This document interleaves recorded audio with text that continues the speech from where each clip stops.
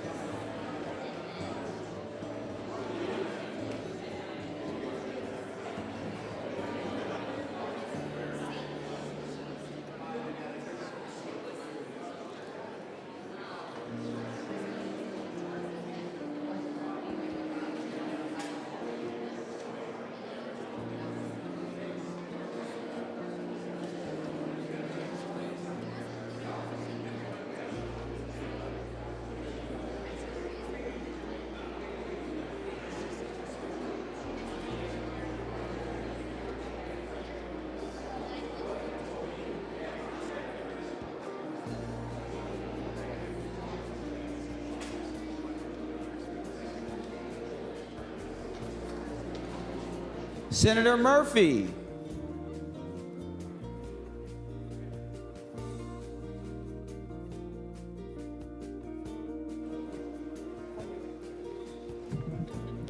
Thank you, Mr. President. I move that further proceedings under the roll call be dispensed with and that Sergeant at Arms be instructed to bring in the absent members. Thank you, Senator Murphy. On that motion, all in favor say aye. All those opposed say no. The motion prevails. Members, in our tradition, as you know, we start with prayer, so I'm asked that you stand.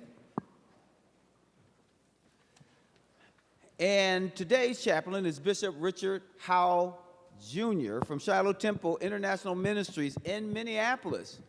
As a gentle reminder, following the prayer, please remain standing for the Pledge of Allegiance. Let us pray. Dear God, we honor you in this room today. This is your room where your presence dwells among these your servants, whom you have placed to lead with the power to serve. Your will is their will, on earth as it is in heaven. Your power is their power on earth as it is in heaven. Your justice is their justice on earth as it is in heaven.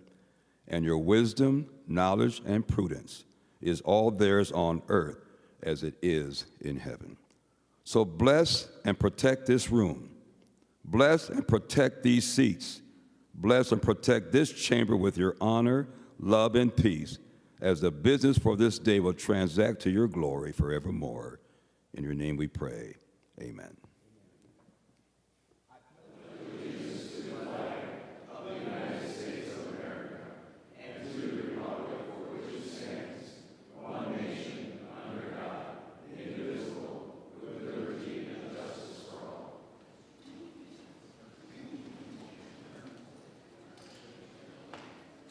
Thank you, members. The Secretary will take the roll.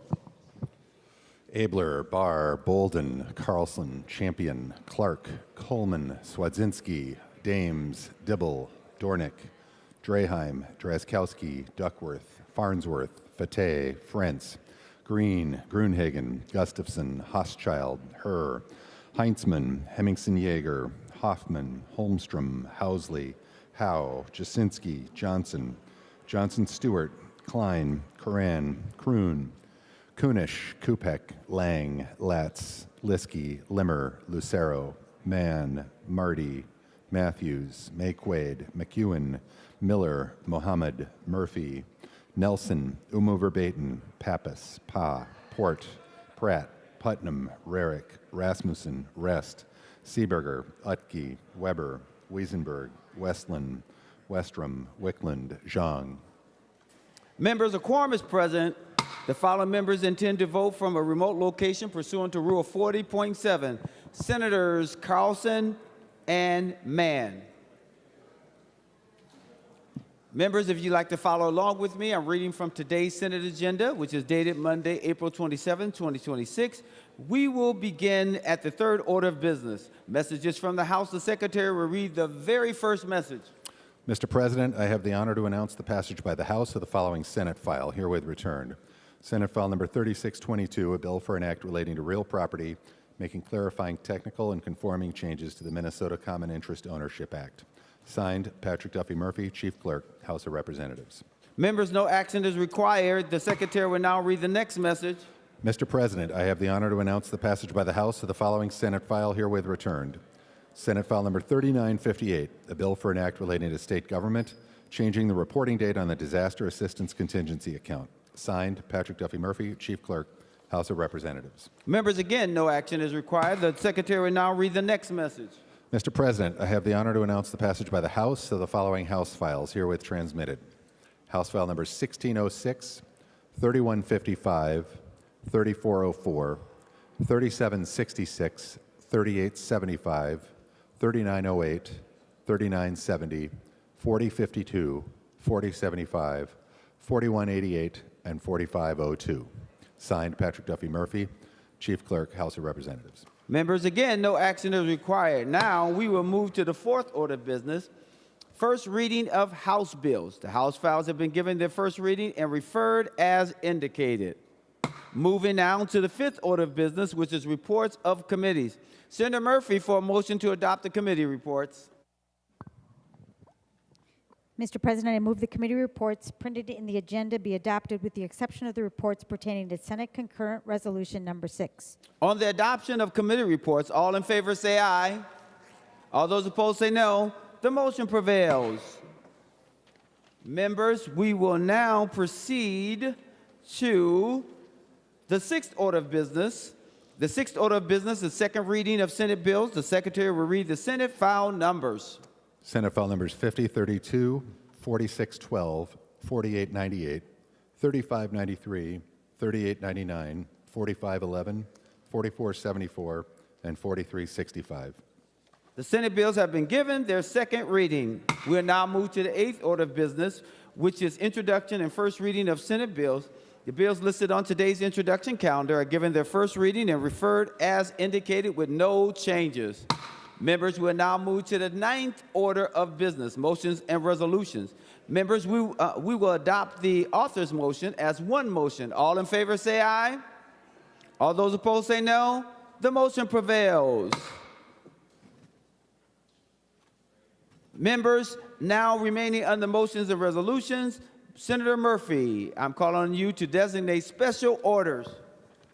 Thank you, Mr. President. Pursuant to Rule 26, I designate the following bills be made special orders for immediate consideration. Members, the list is on your desk entitled Special Orders, dated April 27, 2026. We will begin with Senate file number 3432. Senator Latz.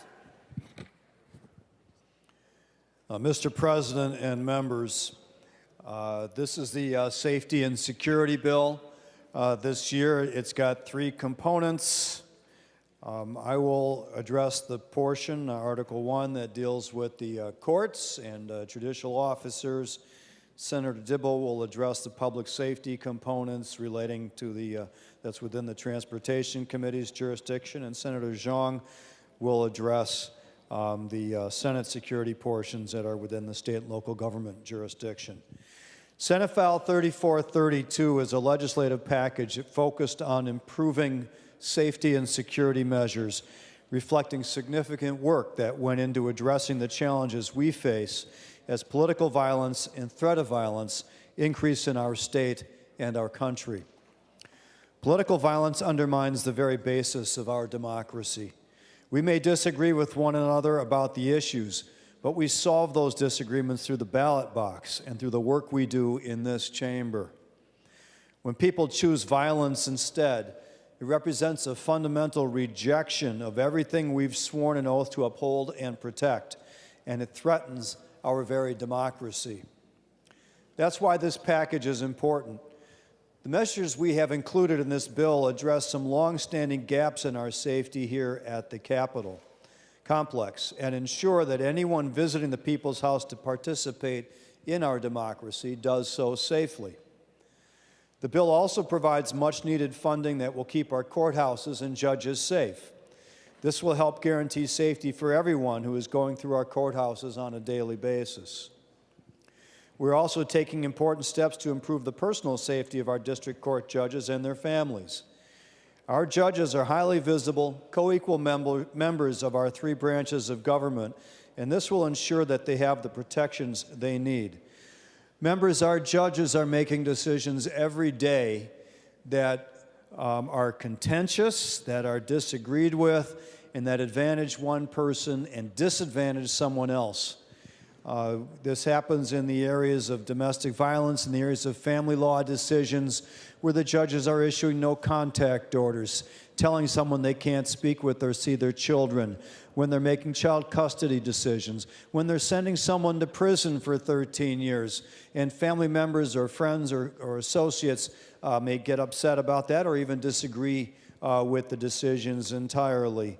The judges should be able to make their decisions without fear of what one side that is unhappy with the decision might do in response to it. And in fact, that fear is very real. Nearly 90% of judges responding to a January 2024 and through 2025 survey stated they received inappropriate communications because of their work. 72% have received threats. 37% of judges have witnessed an attempted or actual physical attack while performing their job. Over 75% of responding judges worry about their safety because of their work often or sometimes. And most of these judges report that their worries negatively affect their judicial wellness and job satisfaction. Similar levels of concern are expressed for the safety of the judge's family members. 72% of responding judges have changed their personal behaviors, such as avoiding public events, because of concern for their safety. 46% of responding judges' family members have expressed that they felt unsafe because of the judge's work. Over 80% of judges have taken steps to limit or protect their personal information. And nearly 100% of judges who have taken steps to increase their personal safety, such as by limiting personal information, have done so using their own money. Many judges have noted an uptick in threatening behavior toward judges in recent years. Several judges shared threats against their minor children. Pictures of a judge's minor children were posted online.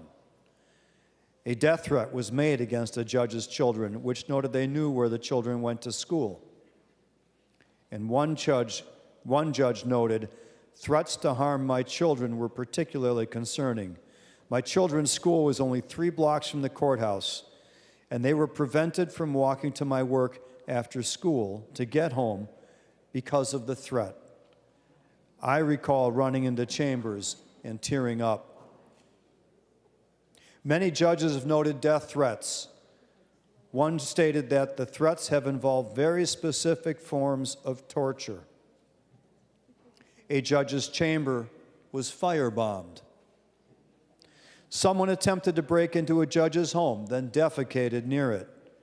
Another judge shared that someone created a fake video of a bomb exploding outside of the judge's home. Several judges noted that their home address has been compromised, or that they have or are considering moving. And these threats are increasing, members. Total incidents reported went up by 47% from 2024 to 2025. Threats to a person, self, or property went up by 85%. And reported disturbances occurring in a court facility went up by 50%. So, members, our judges are facing real threats, which means that our system of justice is facing real threats. And finally, members, this package includes important resources improving legislator safety. While none of us could have foreseen the tragic events of June 14th, we can and must do everything we can to make sure something like it never happens again. Members, I ask for your support for this bill. I'm going to tell you more specifically with regard to the courts portion, that there's an operating adjustment in there so the courts can continue to deliver justice in a meaningful and expeditious way. There are safety and security provisions in there, funding specifically for Supreme Court justices, appeals court justices, and district court justices. And there are safety and security courthouse grants in this bill as well to help the local courthouses improve the physical safety and security in their facilities. Personal data protection services to remove or mask judges and court administrators' home addresses and personal information from online data brokers is in this bill. Ability to reimburse judges for the purchase, installation, ongoing monitoring of home security systems for judges and court administrators. Expansions of the Judicial Security Unit to increase capacity for threat assessment, coordination with law enforcement, training, and emergency planning. And reestablishment of the Safe and Secure Courthouse Initiative, providing matching grants to counties for courthouse security assessments, equipment, access control improvements, construction modifications, and training. Members, I would like to ask the President now to recognize Senator Dibble, who will address the Public Safety Department portion of the bill. Senator Dibble. Thank you, Mr. President. Thank you, Senator Latz. Members, I'll draw your attention to Article 2, which is titled Transportation and Public Safety. It begins on page 3. Mr. President, members, as Senator Latz did mention, the nature of public safety, the threats to ourselves, the public, our staff, the media, especially on this campus, is changing, it's growing more serious, and our response must evolve with it. So this, Mr. President, members, brings together some practical and targeted measures to protect Minnesotans, to safeguard our democratic institutions, ensure that our public safety infrastructure is equipped for this moment that we're in. Senator Latz so eloquently put, the Capitol is the home of democracy for Minnesotans, so it has to be safe for the public who come to engage with their government, for students who come to learn, for staff who serve us, and of course ourselves as we carry out our very solemn public duties. Mr. President, I'll just run through the items that are in this article, not necessarily in order, but by subject. First and foremost, it provides for physical security upgrades and capital protection, including significant elements from the Governor and Department of Public Safety's recommendations for physical security upgrades and operational capacity, to include investments in vehicle barriers, security kiosks, and screening infrastructure, expanded weapons screening capacity, including staffing and overtime, and operational improvements, including support for the 911 call center within the Capitol. Mr. President, members, I think Senator Latz might have gone over the numbers. We do provide for some general fund appropriations to support all of these elements and activities. Secondly, provides for an emergency contact and notification system, which is a budget-neutral, voluntary system for elected officials to provide emergency contact and location information to the Department of Public Safety, to include our addresses, contact information, and family contact information. All of it, like I said, would be voluntary, would be classified as private, and used only and strictly for public safety purposes.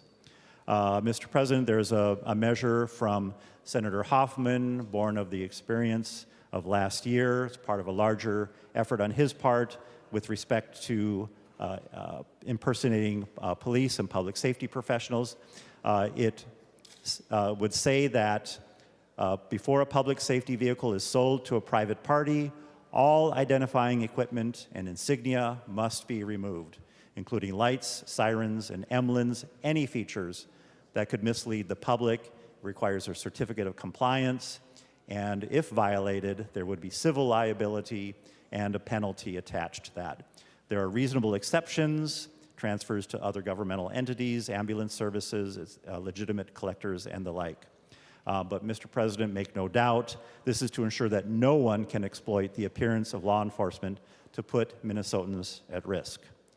Mr. President, another initiative of Senator Hoffman's is to create a protective services unit within Capitol Security housed in the State Patrol to provide security and personal protective services to constitutional officers, legislators, and justices, to provide security for legislative proceedings and official events, conduct threat assessments, coordinate with the Sergeant-at-Arms and local law enforcement, and establish clear criteria and professional protocols. It allows the Department of Public Safety to enter into agreements with local law enforcement and reimburse local agencies for their assistance. This is critical because it ensures coordination across jurisdiction without overburdening our local partners. Mr. President, this bill is very, very important. It contains a number of measures that have been under discussion since we've been through the just awful times of the past year. And I thank all the members who joined together, especially on my committee, who joined together to support this. I thank Senator Hoffman for bringing forward his initiatives, born of his unique perspective and experience. And I think it strikes a balance between respecting civil liberties, reflects bipartisan work, and I ask for your support. Thank you, Mr. President. Senator Hoffman.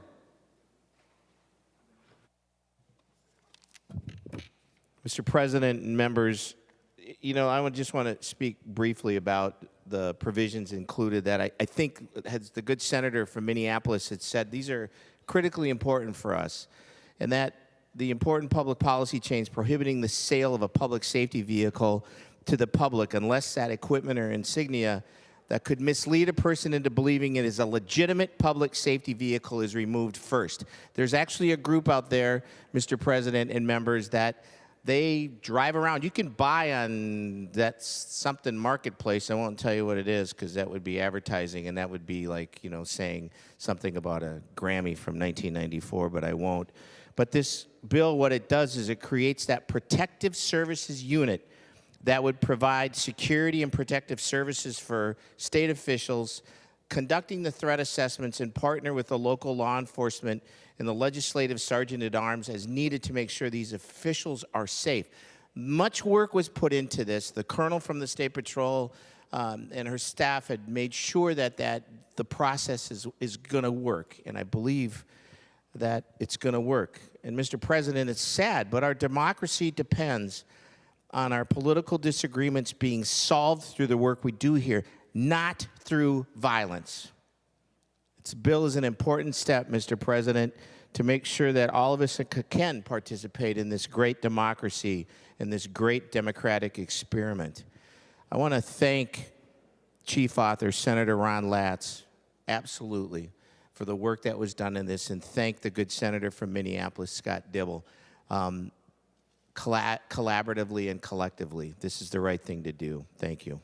Members, we're on Senate File number 3432. Any other discussion or amendments on the bill? Senator Lucero. Senator Lucero, can you hold a minute? Because Senator Latz is pointing, and I want to understand what he's saying. Senator Latz. Yeah, Mr. President, Senator Zhang would like to present his portion of the bill first. Thank you. That is true. He did say that earlier. Sorry about that. Senator Zhang, thank you, Senator Latz, for reminding me. Senator Zhang. Thank you, Mr. President. Mr. President, members, Article 3 includes targeted security funding for both the Senate and the other body, with a focus on maintaining a safe environment, not only for legislators and staff, but also for members of the public who visit and engage with their government. In terms of the appropriations, Senate security measures is $1.8 million for fiscal year 2026-27, with ongoing base adjustments in the out years. House security measures is $386,000, with smaller ongoing base adjustments. On how the funding was developed, regarding the Senate appropriations, the items include actual and known costs that come from the Senate purchasing manager, plus anticipated personnel costs that were developed in consultation with the fiscal services director. The primary driver of these costs is personnel, both with the newly hired security sergeants on Senate payroll and the State Patrol and Capitol Security officers. The Senate contracts with DPS to staff the scanners in MSB, the tunnels, and Senate gallery. As session demands increase, those staffing needs increases as well.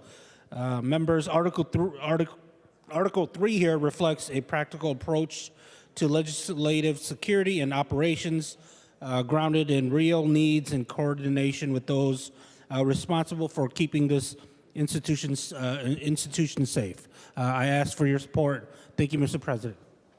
Thank you. Now, Senator Lucero. Thank you, Mr. President, and I appreciate the multiple senators here giving their pieces of the bill. I just had a few questions here on different provisions, and I'm not sure exactly who to ask to yield. I don't know where each other senator's area starts and ends, but I think this first one is for Senator Latz, if he would yield for a question. Senator Latz, will you yield? He will yield. Senator Lucero. Thank you, Mr. President. Thank you, Senator Latz. So I'm looking at page 2, at the bottom of page 2, so starting at line 2.24, it says that $1 million in fiscal year 2027 is appropriated from the general fund to the Supreme Court. The first question I would have is the vast majority of grants that we appropriate here in the legislature go to some executive branch agency. Is this a standard practice then to give it to the Supreme Court to administer, or is this something new? Senator Latz to the question. Mr. President, Senator Lucero, we have done this in the past. We've awarded grants to the Supreme Court for exactly this purpose for the competitive grant program for safe and secure courthouses. So it's not a new program. We are funding it this year as well. Senator Lucero. Thank you, Mr. President, and thank you, Senator Latz. If he would yield for a follow-up question. Senator Latz, will you yield? He will yield. Senator Lucero. Thank you, Mr. President. Thank you, Senator Latz. Okay, I appreciate that this is not necessarily a new process of giving funds to the Supreme Court to administer. But then as I'm reading further on line 2.26, it says, grants may be awarded to governmental entities.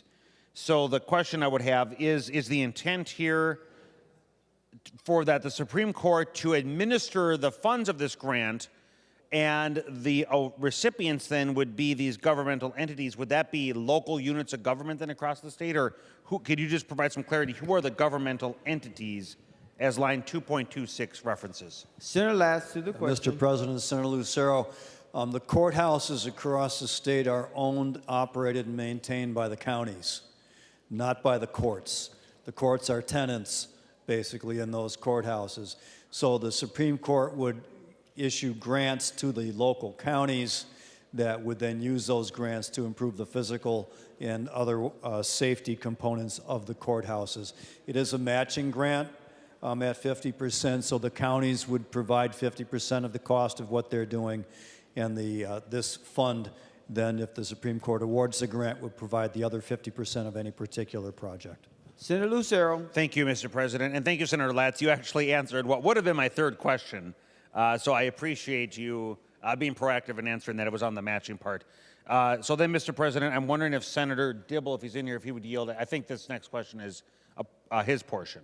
Senator Dibble will yield. Senator Lucero. Thank you, Mr. President, and thank you, Senator Dibble. So I'm looking at line 3.22 through 3.26. It's the prohibition on a person may not sell, transfer a public safety vehicle to the public unless the person first removes the equipment, insignia, etc.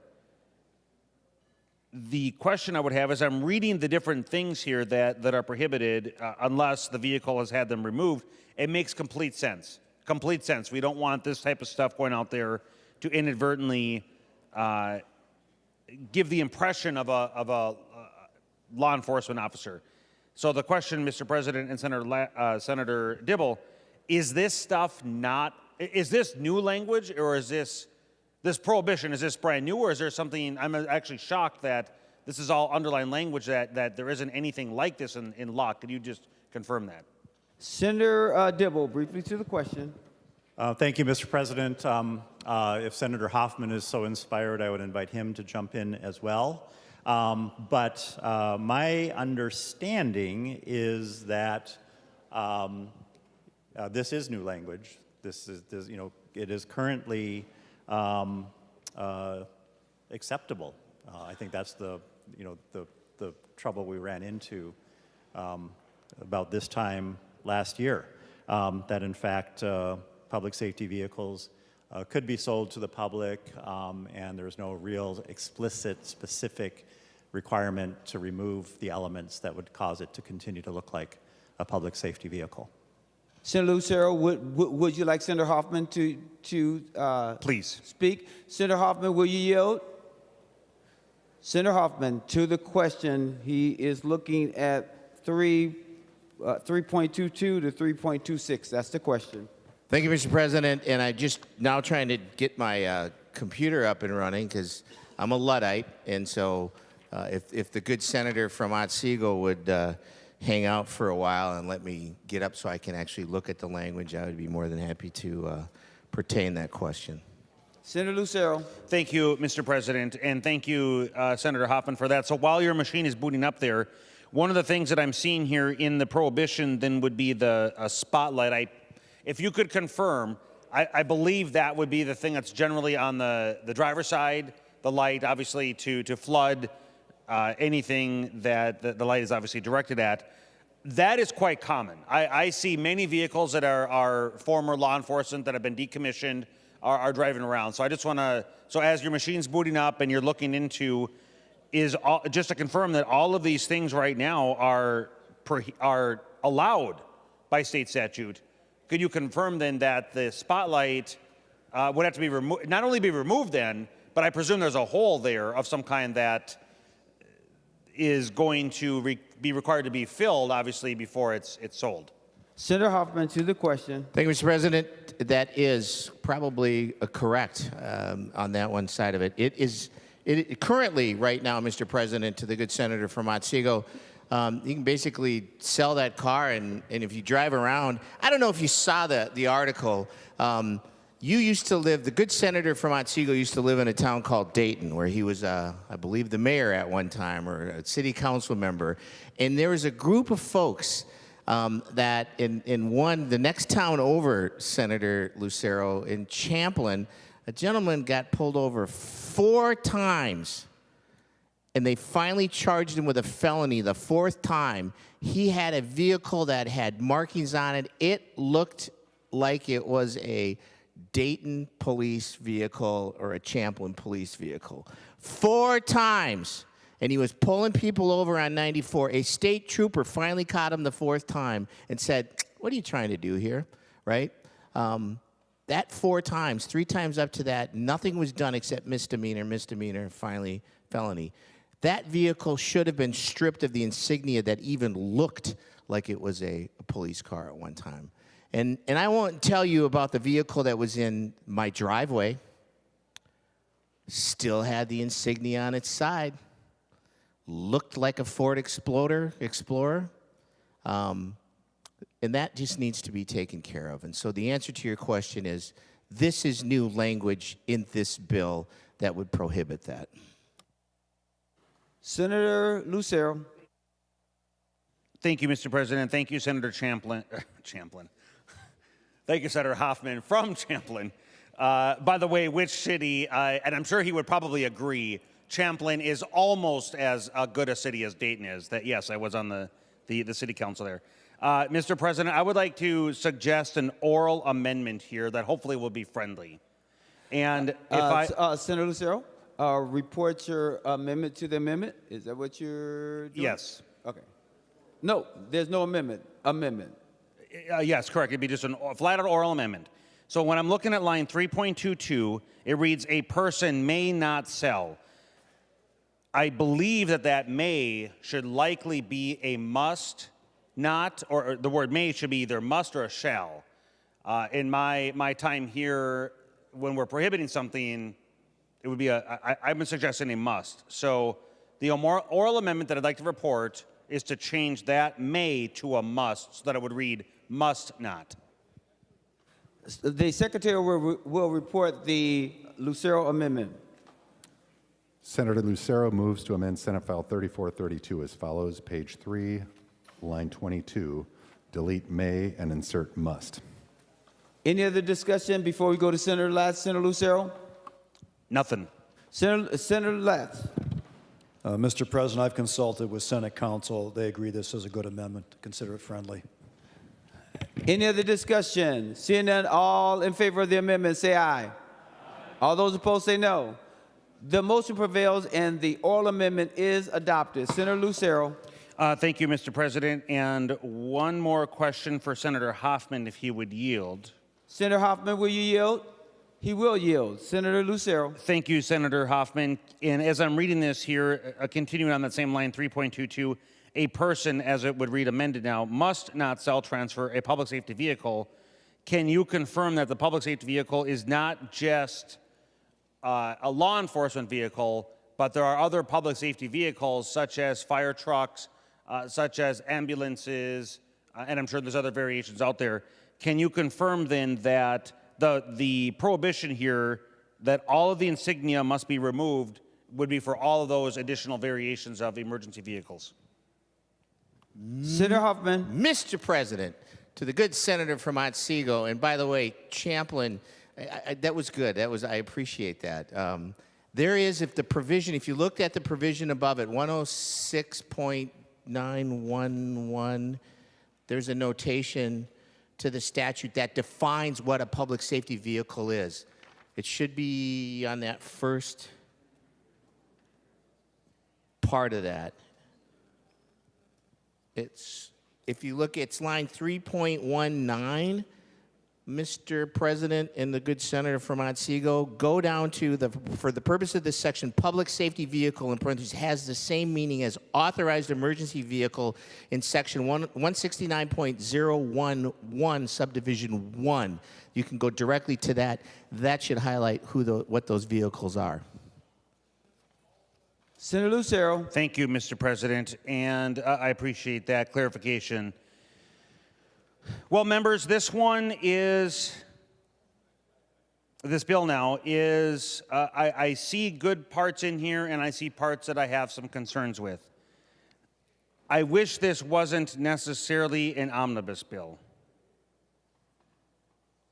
I think this would have been a good opportunity for us to be able to separate these out, as one of the things that I'd like to see happen here in the legislature is move away from the continued gravitation towards the consolidation of these bills. Because I don't want to vote no, giving the impression I oppose everything in here. I do have an interest in voting yes, but I just wish that wasn't the case. And one of the things that as I look at this, I am concerned, obviously, the continued hostility that we're seeing in the public. We're seeing there are people that are not content with expressing disagreement in the arena of ideas, which is the Capitol, whether it be the floor of the other body or the floor of this House or in committee. Because as we know, and one of the things that I greatly appreciate about the members of this body is we each, while we may disagree, we disagree on a whole host of ideas of where we want to bring this state. One thing that we agree on, we have a mutual respect for the sacrifice it takes to serve in this role. It is an incredible sacrifice, not just on each one of us members, but on our entire families. And that's one of the things that, again, I appreciate, and I appreciate that there's a consideration here for the safety for ourselves and our family when we're outside of the walls of the Capitol here. And it's part of the concern that I have in each and every one of us as we have a mutual respect for each other and the impacts it has on our family, that there unfortunately are those that are motivated to take their disagreements to businesses, to employers, to the front lawns, to the neighborhoods or other areas, trying to apply pressure or have threats to families. And it's unfortunate that we've come to that in our society. So I wish we, again, could have these conversations of disagreement, but then when we're done for the day, people outside, people listening, people watching would also understand that the appropriate place, the appropriate role for that disagreement is in committee, is in the Capitol. And so thank you, Senator Hoffman, for championing this. Thank you for your efforts. And yes, we all continue to have our thoughts and prayers with you, because we know that your healing of yourself and your family isn't just the physical. It's not just the body. This is going to go on for years that you're going to have to wrestle with. But thank you for being the champion of trying to take some action as a result of that as disagreements continue to rise. And then lastly, Mr. President, I'll finish with this. The other concern I have is this is an incredible privilege to serve in this role. And it's very unfortunate we even have to have this conversation about increasing the security and the safety. There are people across this state who are going to be negatively influenced and impacted by these events, and they're going to be dissuaded from serving in office. whether it be the role of senator or the role of another statewide or legislative office, but then also at the local level. It's not the hostility doesn't end just here at the legislature. There, as a former city council member, there are some very bitter disputes, and there are some very angry people and divisive topics that happen at the council level, that happen at the county commissioner level, that happen at the school board level. So my concern as time goes on is also for those elected officials and for those that are thinking about serving in office. Don't allow the fear to dissuade. Don't allow the fear to dissuade, because serving in office is incredibly valuable and important for the continuance of our republic.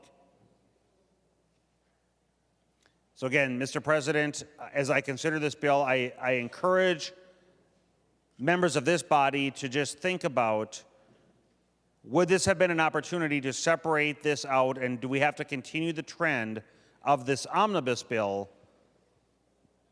so that we could have a greater ability for us to vote for or against individual provisions? With that, Mr. President, I thank you. Any other amendments? Members, I know we're waiting for one amendment. I hope that we can get to it, because that's the one that's putting us in this position.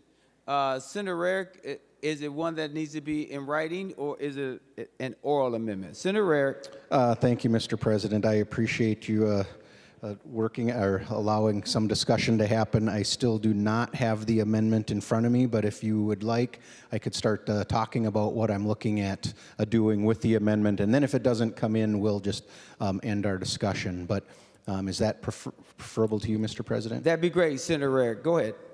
Thank you, Mr. President and members. You know, everything we're talking about here today is pretty important stuff, as we've seen over the course of the last year and beyond.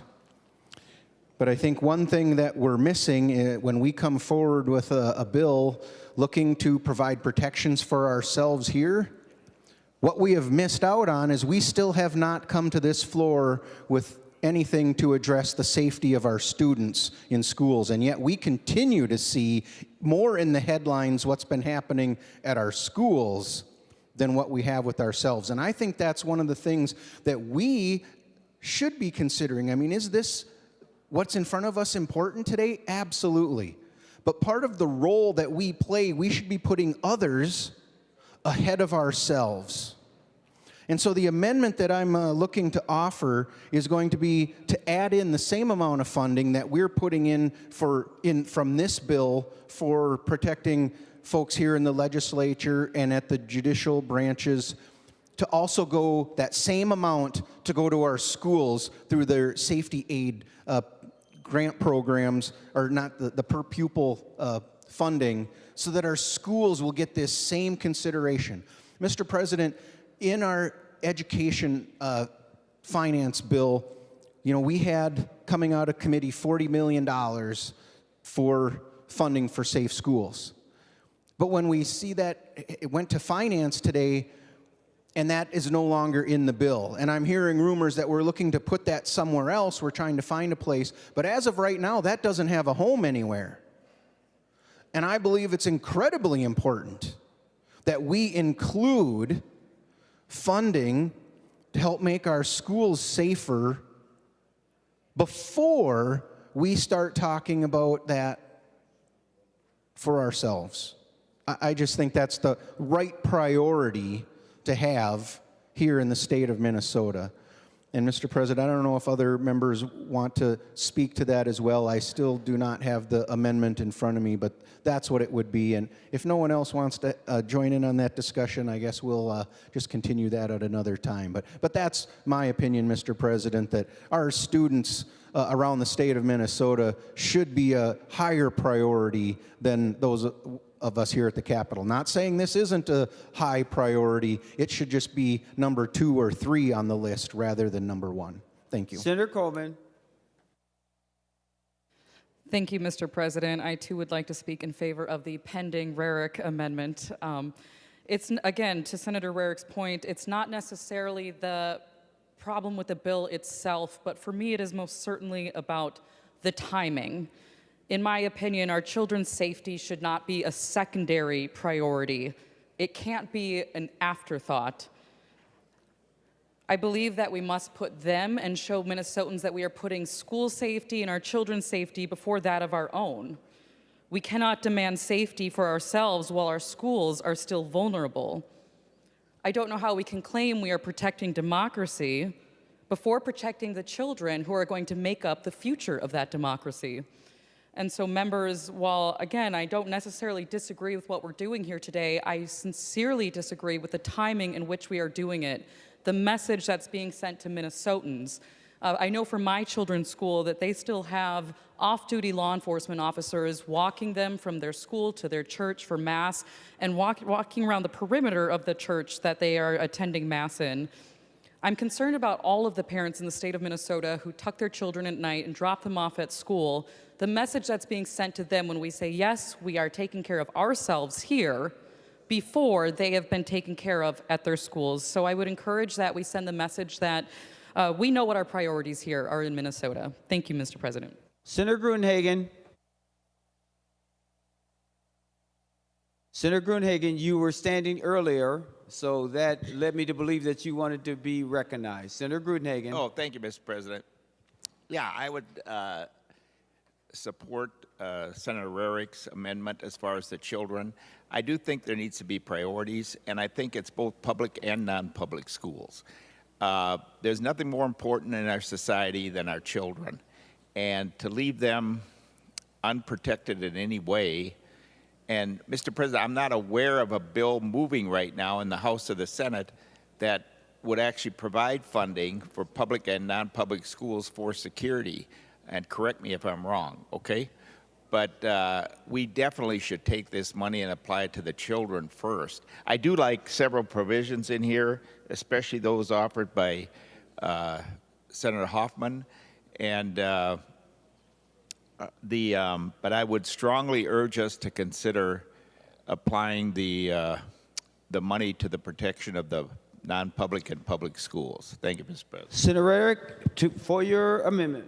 Thank you, Mr. President. I would like to offer the A11 amendment. Senator Rarick offers the A11 amendment. The Secretary will report the A11 amendment. Senator Rarick moves to amend Senate File Number 3432 as follows. Page 15, after line 28, insert. This is the A11 amendment. Senator Rarick, now to your A11 amendment that is in front of us. Yeah, thank you, Mr. President. And Mr. President and members, part of the reason it took so long to get this in front of us is originally we were looking to say, let's reallocate the money from this bill to our schools. But yet, as we continue to have kind of the background discussions, we do agree that the underlying bill is important. And we don't want to mess around with that funding and the provision that we also talked about with the vehicles being sold by the state. Those are important things, and we decided we did not want to remove that. But so the amendment is adding in an article to add the school safety funding to the bill, because I believe we should be saying our students are just as high a priority. I believe they should be a higher priority. We can do these together to say they are a very top priority for this legislature. Thank you, Mr. President. Senator Latz to the A11 amendment. Mr. President, I rise to a point of order. State your point of order. I rise to a point of order under Rule 35.2, germaneness. Mr. President, the proposed amendment relates to a substantially different subject and is intended to accomplish a substantially different purpose than the original bill to which it is proposed. So under either germaneness prong, it should be ruled out of order. I'm prepared to give advice. Advice, Mr. President. Senator Rasmussen. Thank you, Mr. President. Advice on the Senator Latz point of order. I would direct you to Mason Section 402 And if you look at paragraph 3, to be germane, the amendment is required only to relate to the same subject. It may entirely change the effect or be in conflict with the spirit of the original motion or proposal and still be germane on the subject. Mr. President, in our special orders for this bill, it says that this is a bill on safety and security measures appropriations. If you look at the title of the bill, it's a bill relating to public safety. And even, Mr. President, as you noted through the bill presentation, this touches on a number of jurisdictions, and the Rarick Amendment is relating to that same subject of safety and security, of public safety, and the Latz point of order should be found not well taken. Senator Matthews, I'm going to come to you last, if that's okay, Senator Reddick. Senator Matthews, to the point of order. Thank you, Mr. President. I offer advice that the President should find the point of order not well taken under both prongs of this germaneness rule that is set out in our Senate rules. A non-germane amendment includes one that first relates to a substantially different subject, and that is clearly not at case here because we're talking about keeping public safety and improving security at the very places that have been impacted in our state. We have seen tragedies take place against our elected officials. We have seen tragedies take place at our schools. We are here trying to address them both. We are not coming up with a completely new topic or brand new idea that is far-fetched. This is absolutely aligned with the underlying purpose in the bill. It is adding one more location, our schools, where these security measures and this funding should be applied. I'd ask you to find the point not well taken under that point, the first part of our rules. But additionally to the second part of our rules, the rule says it's intended to accomplish a substantially different purpose than that of the original bill to which it is proposed. And that is clearly not at case here with the Rarick Amendment.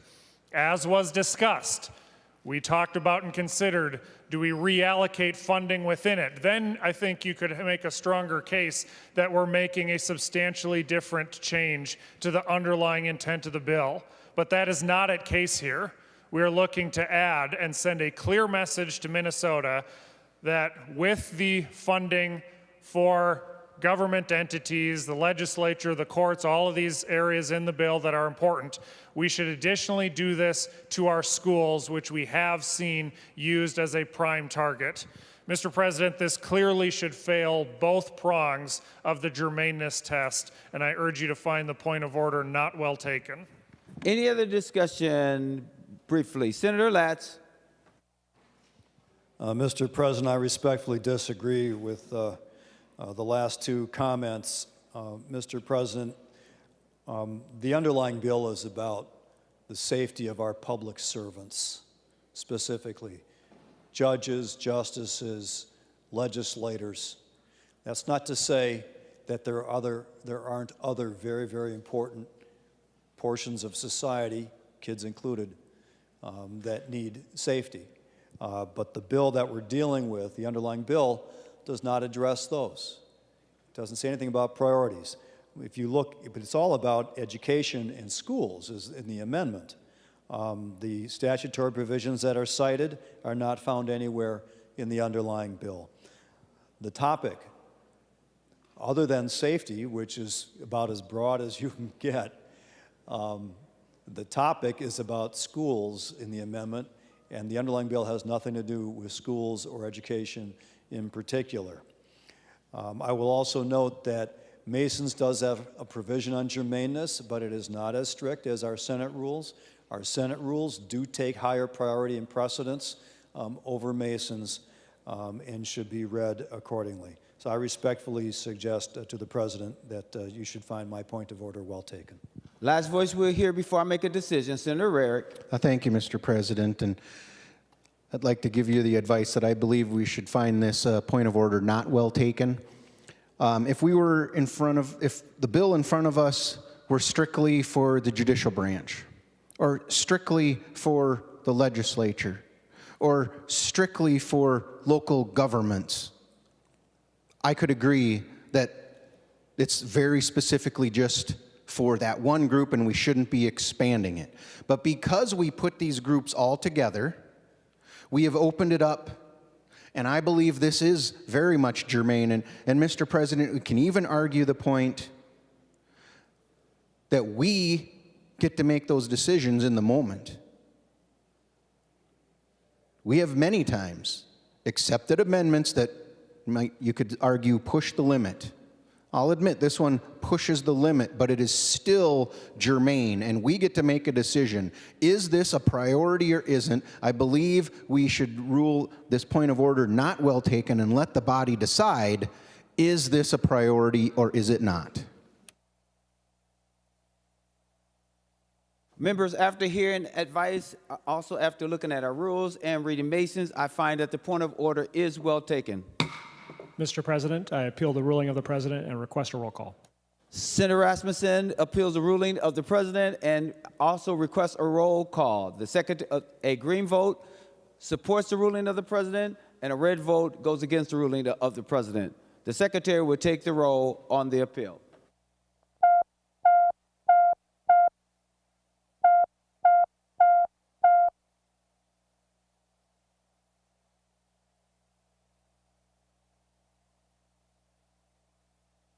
Members, please vote so we can move expeditiously.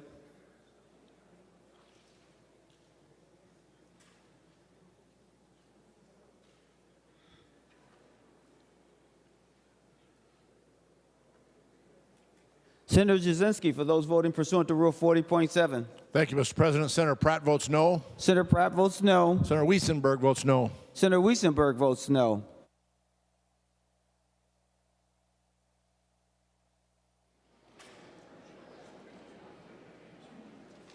Senator Hochschild, for those voting pursuant to Rule 40.7. Thank you, Mr. President. Senator Carlson votes aye. Senator Carlson votes aye. Mr. President, Senator Mann votes aye. And Senator Mann votes aye.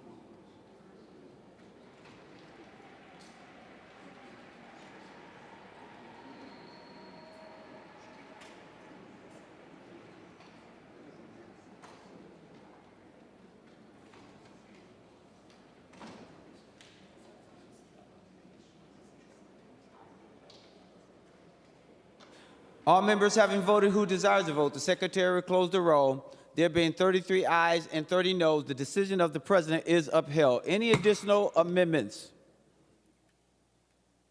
Seeing none, the Secretary will give the bill its third reading. Senate File Number 3432, a bill for an act relating to public safety, requiring removal of identifying equipment and insignia from emergency vehicles sold to the public. Third reading. Any other discussion before we vote for final passage of Senate File Number 3432? Senator Kroon. Thank you, Mr. President. Just wanted to rise in support of the judicial funding in this bill.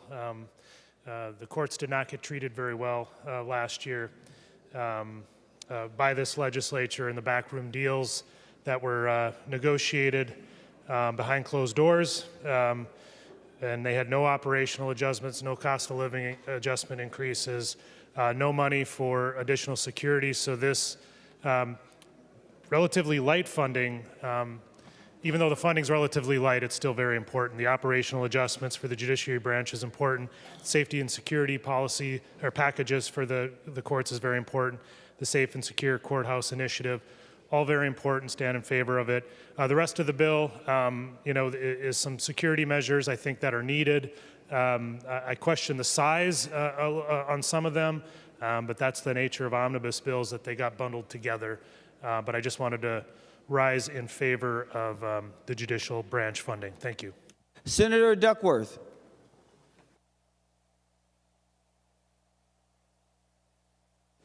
Thank you, Mr. President. I appreciate it. My comments will be fairly brief. I didn't intend to speak to it a whole bunch, and I won't right now, but I just want to mention it because I think Senator Rarick did make a good point, especially as it relates to schools and safety. And although that's not the bill before us, I think it does warrant a comment or two. This is probably, I think it's, April 27th of this year. It's the first time we've had any real substantive conversation or debate regarding school safety on the Senate floor so far this session. I look forward to more of it, hopefully in good faith, because that's a matter that certainly should not remain unresolved by the end of this session. I think we've spent more time talking about the security of data centers and the Capitol complex than we have our schools, and I think many voters and Minnesotans expect us to find some sort of a long-term, long-lasting solution in that regard, and I think we can in a bipartisan way and in a way that's good for the state of Minnesota, Mr. President. That being said, as far as it relates to the bill before us, I don't necessarily see this as a bill to protect judges or legislators or what have you. This, to me, is a bill that's about law enforcement. It's a bill about security personnel. And we would be remiss if we did not take a moment during this debate, during this bill, to say thank you to the additional presence of the state troopers and state patrol we have seen at the Capitol this session. We would be remiss if we did not say thank you for the additional Capitol security personnel we have seen among the Capitol complex and new locations throughout this building this session. We would be remiss if we did not thank the sergeants at arms who have been working very hard in different capacities and making sure that we are not just on time to push our green or red button when the time comes, but that we're operating safely, and that the people here at the Capitol are operating safely. Mr. President, I can tell you as somebody who has been an infantry guy for over 20 years, that security is both manpower and resource intensive if you want to do it right. And while I'm not always a fan of necessarily spending more money, I can tell you this: if you want to have proper security, if you want to give the men and women we charge with providing that security the resources and the ability to do so in a way that's not just safe for the folks they're protecting, but also in a way that's safe for them, it's going to require some funding. And that's why when it comes to this bill and it comes to the men and women that are keeping us safe, I think it's smart, it's a worthwhile investment if we're going to charge them with that duty. And last but not least, Mr. President, it's a reminder of just how important the men and women in law enforcement are. The winds may change at times when we're having conversations about police, our state troopers, and those that keep us and our communities safe. But when push comes to shove, when there's real danger present, everybody knows, no matter what party you belong to, no matter your political beliefs or ideology, that the men and women in blue stand ready to serve and protect, and we will forever be in their debt to them for that. Thank you. Any other discussion before we go to Senator Latz? Senator Jaskowski. Thank you, Mr. President. Thank you for your words, Senator Duckworth.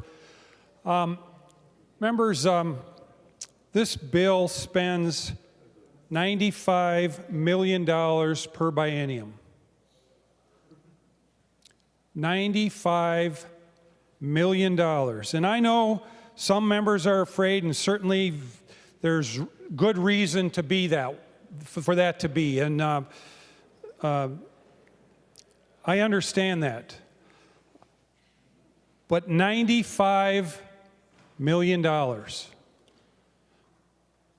So that works out to $410,000 per member per biennium in this bill, ostensibly to protect us. Now, Senator Hoffman, my heart goes out to you and every member here that is the case. The reality is we don't have security threats that have presented themselves here. We don't have violence happening here. Even with all of the hot issues that happen here. In the rotunda almost every day there's large groups of people here chanting and exercising their First Amendment which is the way this place is supposed to operate. And it does. And given all of that dissension between the different ideologies that come here every day, Mr. President, we haven't had violence where members have been endangered that I know of. We've all had death threats. Not all of us. Many of us. I have. But that's not only here at the Capitol. You know, you're serving, you're at your home, you're around the state, you're around the country, you're in many different areas. But we are spending $95 million to build the government bigger with the false notion that it's going to protect us. And the reality is we spend 95% of our time outside of here. So the question I have, members, I mean, my solution to this is much better than this. There's a bunch of us here that carry daily. There's a bunch in the other body that carry daily. Maybe what we should do is invest, and we could spend 1% of this money or less and take members to training, to train them to protect themselves with a carry permit and a firearm. And the sense of security and safety goes up. And guess what? That sense of security and safety follows you everywhere you go 100% of the time, not 5% of the time. Members, again, I understand the desire to be safe and secure, and some of that is a psychological thing that all of us have in different ways. But we are spending $95 million of the people money on ourselves. And I know some members will say, well, it's for the general public too, because they come through the Capitol, and we're going to create this huge increase in the size of government to protect other people, to protect the public as they come here too. But that's not the motivation behind the bill, Mr. President. The motivation behind the bill is what happened last summer. It's about members. Members are the motivation behind this bill. And if you divide the amount out that's being spent, it's $410,000 per member per biennium. Members, this is self-indulging in ourselves to bring forward a false sense of security. Because again, we spend 95% of our time elsewhere, and the problem has exhibited itself at people's homes and not at the Capitol. This isn't the solution. This is a solution going the wrong way. It's a wrongly derived, it's a wrongly constructed solution for the problem that we have in front of us, Mr. President. I would hope we could find a different answer, and for those reasons, I'd be voting no. Thank you, Mr. President. Senator Matthews. Thank you, Mr. President. I am going to support this bill. There are pieces in here that are good that we do need to do. There are other pieces in here that I don't have as much confidence in or support in, wouldn't have done it had I been writing it. But overall, I'm going to support it. However, I want to remind our body that if we think we're going to fix the problems we're facing by just throwing extra money and extra security at the problem of rising political violence and political hostility, we're not actually going to deal with the root problem. The timing of this bill is quite incredible, because just this last weekend we had a third attempt at assassinating the President of the United States and attacking senior federal officials in a room full of journalists that was there to celebrate the freedom of speech and the other freedoms that we have in this country. And we have gone through so much before. We had the thwarted attack at the president's residence in Florida. We had his attack at a rally in Pennsylvania. We had strong Christian conservative spokesperson and leading figure in our nation, Charlie Kirk, who was killed last year. And yes, we had our own tragedies here in the state of Minnesota with Speaker Hortman and Senator Hoffman. And you know what one of the big differences was, Mr. President and members, was the response that you see from the other side. Because when we had our personal tragedies here that impacted Minnesotans and targeted Minnesota Democratic legislators, you saw myself and many people on my side of the aisle that fell immediately to their knees in prayer to the Lord for protection and healing for people like Senator Hoffman, and were the first to rejoice at seeing the miraculous encounters that we saw with his recovery. I've rejoiced every day here that Senator Hoffman is still with us and just as effective as a member as before. But we're not always seeing that around the country right now, because we're seeing a heightened toxic rhetoric that's starting to metastasize into the bloodstream of our country. We see it with how we see the president and federal officials called on news and podcasts and popular podcast hosts and things every day that appears to be motivating people like this weekend to write lengthy anti-conservative and anti-Christian manifestos. Members, we all need to do better. And so in addition to putting money at the problem like this, we also need to look within our own hearts and work at bringing the debate back to the issues. What we saw here over our rules debate a few minutes ago, Mr. President, when we went, I believe this should not apply under this rule for reasons X, Y, and Z. And another member stands up and says, I believe it should apply under the rules for reasons A, B, and C. Debate over the ideas and the policies. And we see so much that is targeting, that is slandering, that is calling the most atrocious and outright inflammatory falsehoods against a lot of members of our government.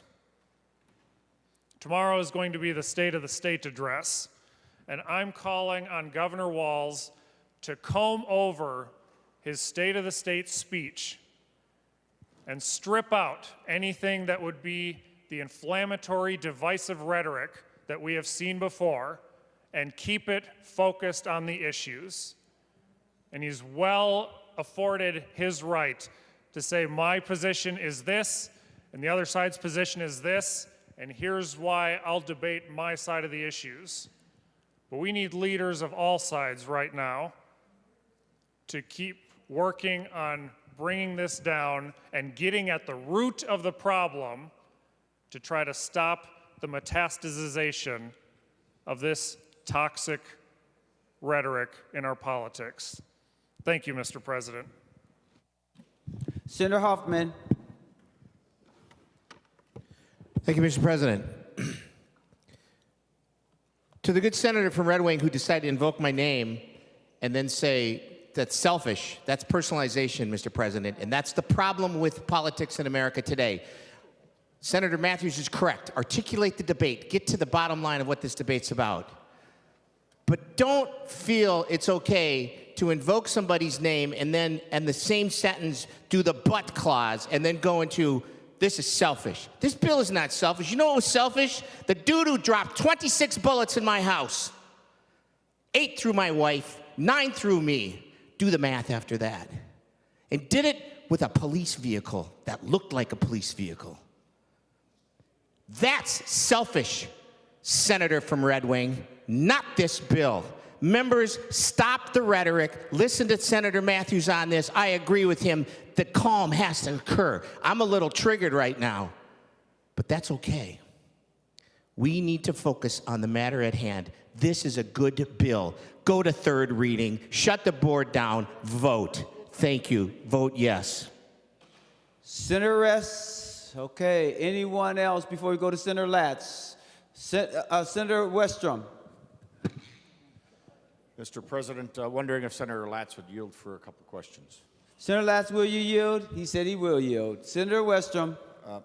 Mr. President, Senator Latz, as we contemplate this, and part of the language will establish a new patrol or security team for elected officials. Can you, at the Capitol, is that limited to the Capitol, or what do you envision as that group will do? Is it legislative events that we might be putting on in districts or attending? Just give us kind of the perspective and the parameters envisioned in this provision.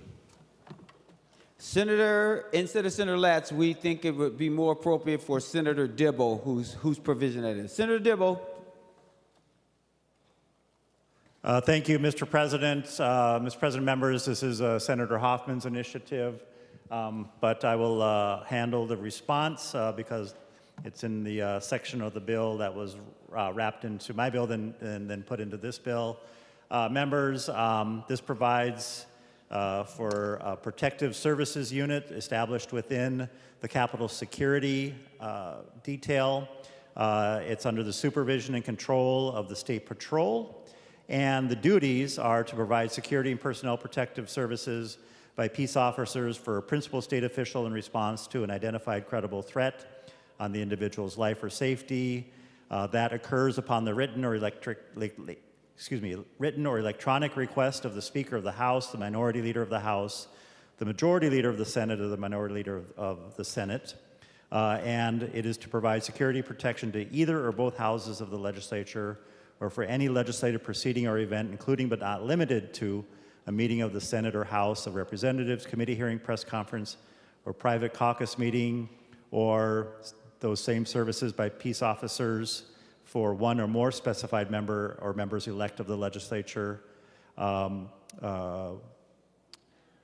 as necessary. They're also able to conduct assessments of potential threats to life or safety of a principal state official. So the short version is, Mr. President, Senator Westrom, is to provide those sorts of protective services, executive protection it's commonly called, both on-premise and off-premise.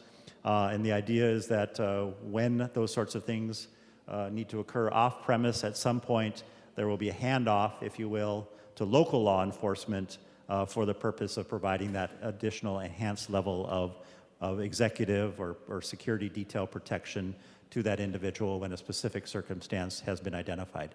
Thank you, Mr. President. Thank you, Senator Westrom. Senator Westrom. Thank you, Mr. President. Senator Dibble, if you'd yield for a follow-up. Senator Dibble, will you yield? He will yield. Senator Westrom. Mr. President, Senator Dibble, thanks for your explanation. I just want to kind of understand the intent or the handoff. So let's just say you were having a town meeting in your district. Maybe you're not the great example. Let's say Senator Frentz was having a town meeting in the Mankato area.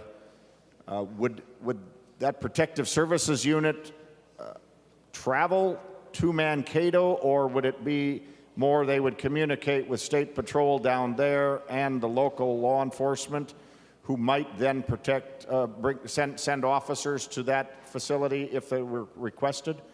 Is that kind of how you're envisioning it? Or if Senator Johnson was having a big event up in the Crookston area, they wouldn't travel from here, but they might coordinate with law enforcement or State Patrol up in that area. Can you just expand a little bit more on your thoughts of that and the intent behind it? Senator Dibble. Thank you, Mr. President. Thank you for the question, Senator Westrom. The bill does not go into that level of specificity and specification over procedures and protocols. It does provide for the coordination with local law enforcement agencies, and so I presume because it's not spelled out with that level of detail, exactly whether or not the State Patrol Protective Services individuals would travel with that identified public official to their district and conduct the handoff at that point, or if there be some other arrangement, they'll figure that out on a case-by-case basis. Senator Westrom. Thank you, Senator Dibble, Mr. President. Senator Dibble, I don't have any more further questions for you at this point, but $40 million is part of this expense for the Capitol. That's a lot of money. This is a very touchy and timely subject right now, but the Rarick Amendment probably brings some focus that should probably be an equal priority, if not a higher priority, as we discuss this. And how do we navigate this scenario we find ourselves in 2026? And so, but members, $40 million just for Capitol security seems like a lot of money. And we're just protecting ourselves. I think we really should ponder doing more and maybe reallocating, spreading the benefit or the monetary dollars around if we're that tight and short, and this costs a lot of money. We're only here 3 to 5 months a year. Of course, there's meetings that go on, but that doesn't take near as many people. And so the $40 million seems like a very high number for the concentrated area we have just at the Capitol complex for the limited months we're here anyways as a part-time legislature. And so I'm just trying to ponder through that, but wanted to understand this protective services unit. So there is something in place and how that's going to work, or if it's just at the Capitol. So Senator Dibble, I appreciate your answers and weighing in, and I'll continue to listen to the debate here as we move forward. Senator Swazinski. Thank you, Mr. President. I have two quick things I'd like to remind the audience, remind us of. And we've heard a lot of talk today about the members. And I know everybody in this chamber has a story from June 14th, but mine is simply this. At about 10 to 5 in the morning, 2 police officers came to our house and they asked us to pack our bags and leave town.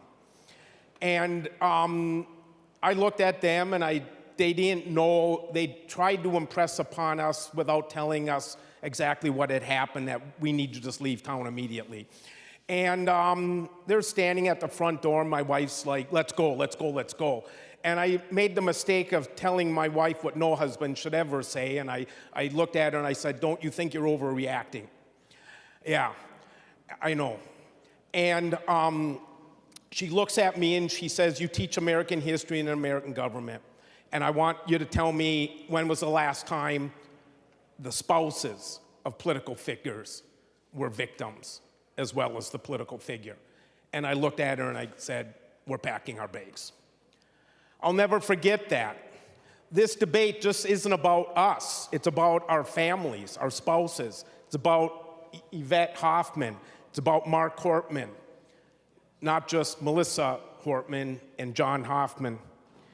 And I just want to thank the members of this bill that have worked so hard, tirelessly, because I was one of the few people in this chamber, certainly from my side of the caucus, that was adamantly opposed to metal detectors.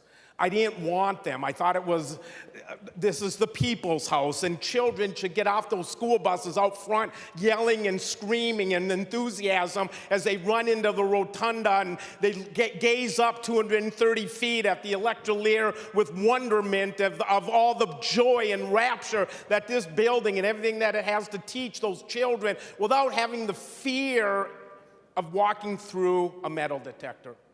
So I was explaining all that to a classroom in Eden Prairie, how I feel about metal detectors here at the Capitol. I dug my heels and I made my mind up. And these three girls in the front of the classroom started whispering to each other when I was on that tirade. And I looked at them and I said, what do you guys have to say? What's on your mind? And they said, well, we just got back from the Capitol and we were scared because there weren't any metal detectors. And I looked at them and I walked out of that classroom having done a 180 because I never looked at it through their eyes. I had never looked at it through my wife's eyes, and I never had looked through this issue through my students' eyes. Thank you to the members that brought this bill forward. I'm an enthusiastic yes. Thank you, Mr. President. The last voice we'll hear before we vote for final passage will be that of Senator Latz. Senator Latz. Mr. President, members, thank you for this robust discussion. I want to respond to a couple of points, if I may. One is Senator Westland from the Elections Committee has reminded me that the campaign finance bill that we recently passed did include a provision that allows for our campaign funds to be used as non-campaign expenditures for in-district security. So to Senator Westrum's concerns that were raised about that, that's another option to help protect us outside of this building. For those who suggest that there aren't any threats here, I heard at least one member say that today. You know, I got my first death threat my first year on the city council in St. Louis Park. 1994. And some of you know, most of you probably don't, that there, a number of years ago, someone came into our chambers here in the Senate after we had adjourned, but it was still open to the public, carrying a knife, embedded it in one of our desks, and asked, "Where's Latz?" So yeah, these are real threats here in the Capitol. And I was one of those who resisted the idea of metal detectors here as well. But I've changed my mind. I've changed my mind. And for those who talk about inflammatory rhetoric, there are those of us who've been guilty of that too. Yes, what happened over the weekend was a tragedy, but the rhetoric has been amped up on both sides of the political spectrum, both sides of the ideology, not just anti-Trump. There's been plenty of rhetoric on the other side, plenty of violence on the other side directed in the other direction as well.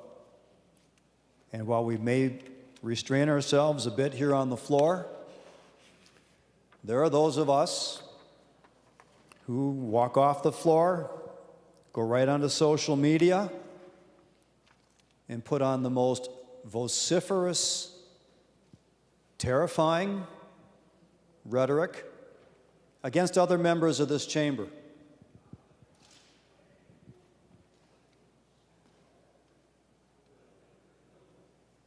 I myself received not quite vociferous, and well, not terrifying, but vociferous targeting on social media by another member of this chamber, calling me out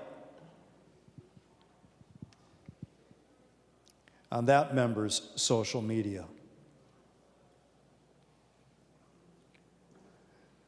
But that's not really why this bill is here.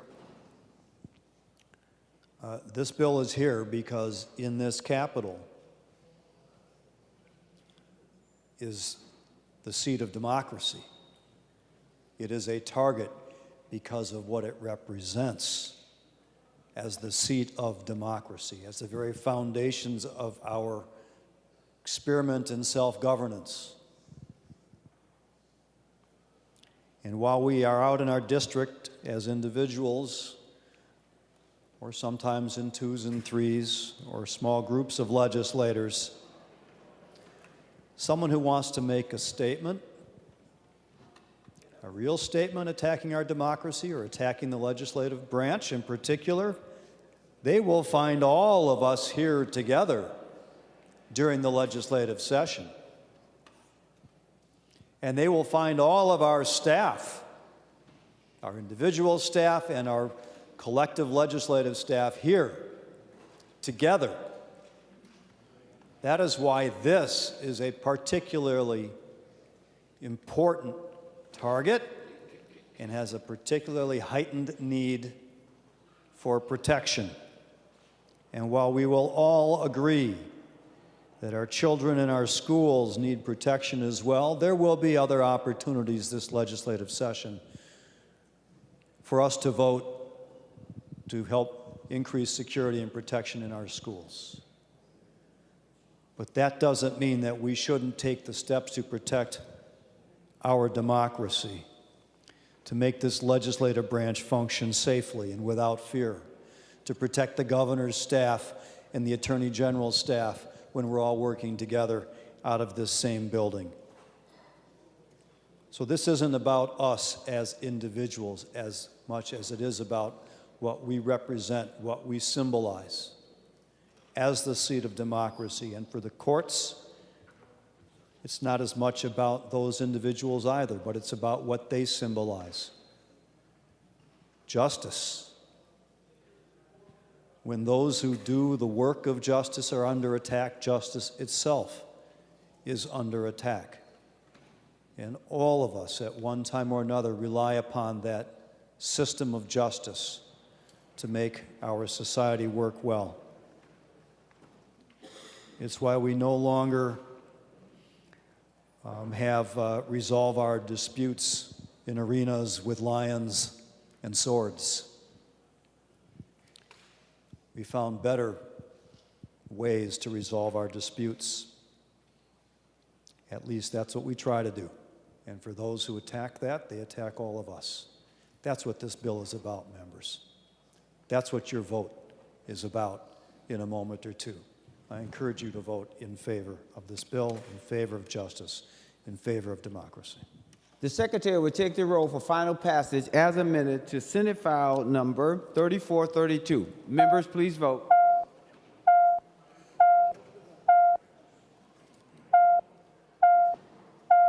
Members, we're on a roll call vote. You should be at your desks. Thank you so very much.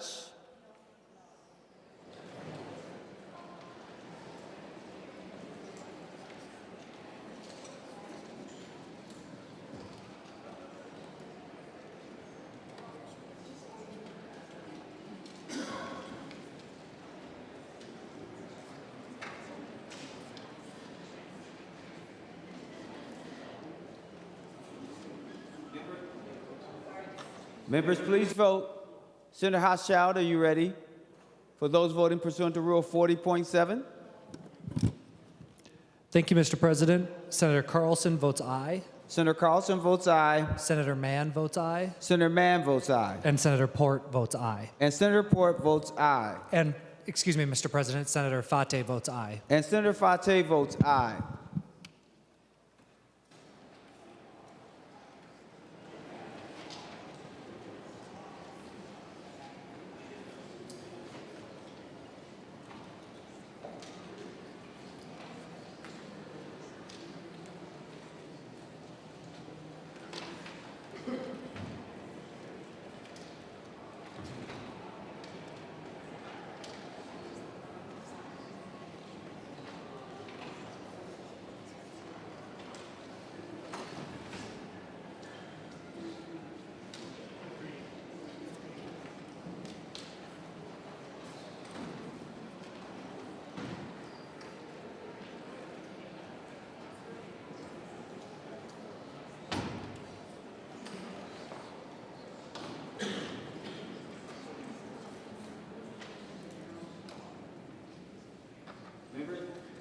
Members, please vote.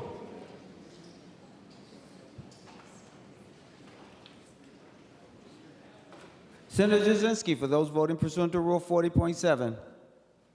Thank you, Mr. President. Senator Wiesenberg votes no. Senator Wiesenberg votes no.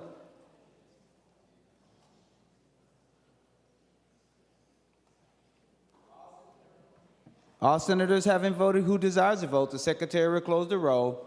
There being 45 ayes and 19 noes, the bill is passed and is titled agreed to. Members, we will now proceed to Senate File number 3210. Senator Maye Quade. Thank you, Mr. Chair, members. Before us today is the Minnesotans with Disability Act, and Senate File 3210 will enshrine reasonable accommodation protections into the MHRA. At the federal level, we've seen a concerted effort to roll back diversity, equity, and inclusion initiatives, which are by definition initiatives to include people with disabilities. And we've seen cuts to funding for critical services and programs. At the state level, we've been asked to balance our state budget on the backs of Minnesotans with disabilities, and this bill actually says something different, that people with disabilities in Minnesota matter, we see them, and we want them included in our communities. In a 2024 survey of employees with disabilities, 74% reported that their accommodation requests were denied without recourse. Senate File 3210 will provide an avenue of remedy.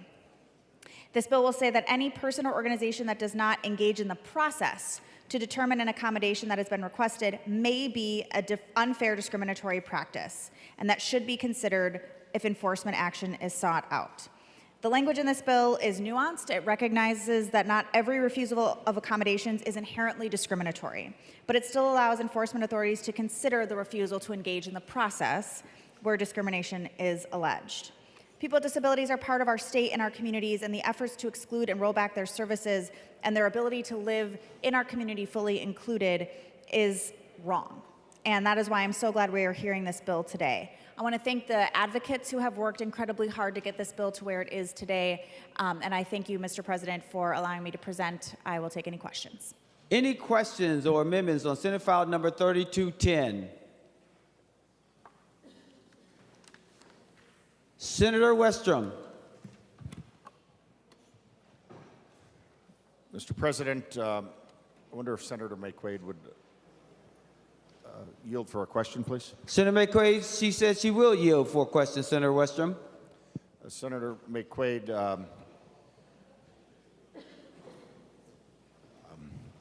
Senator Maye Quade, my question is on the disability part and the definition in your bill. Can you give us affirmation of what is intended by that word? Senator Maye Quade to the question. Thank you, Mr. President. I don't know if I understood the question. Was Senator Westrom asking if I could give him affirmation that this bill is about people with disabilities? Senator Westrom. So, Mr. President, Senator Maye Quade, the word disability is used in your Clause C of this bill, but there's no cross-reference or specificity to what the word disability is going to include or not include. And I guess that's the reason I'm asking, talking to Senate Counsel, the current definition of disability in this statute would apply, but it seems to me we should cross-reference that, so we are talking about a physical disability or a mental disability that is impairing somebody, and down the road we don't have broadening or a definition of disability that somehow we aren't intending here today. So that's my question. So if you could affirm what your intent is or how you see it, at a minimum for our Senate and legislative record of debate, that would be helpful. And as I had mentioned to you, I'm considering an amendment, Mr.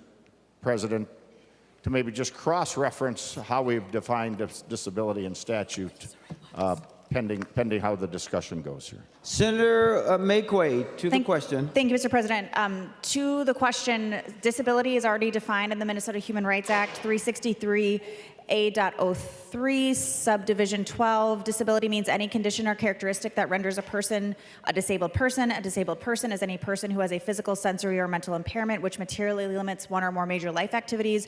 2, has a record of such impairment, and 3, is regarded as having such an impairment, or 4, has an impairment that is episodic or in remission and would materially limit a major life activity when active. Senator Westrom. Thank you, Mr. President. Thank you, Senator Maye Quade. as we look at this new language, I just wanted it to be crystal clear that this is the limited and the targeted language we are talking about where this would apply. And so, Senator Maye Quade, I would like to ask you another question if you would yield. Senator Maye Quade, will you yield? She said she will yield. Senator Westrom. Mr. President, Senator Maye Quade, can you just tell us a few examples of how you see this working?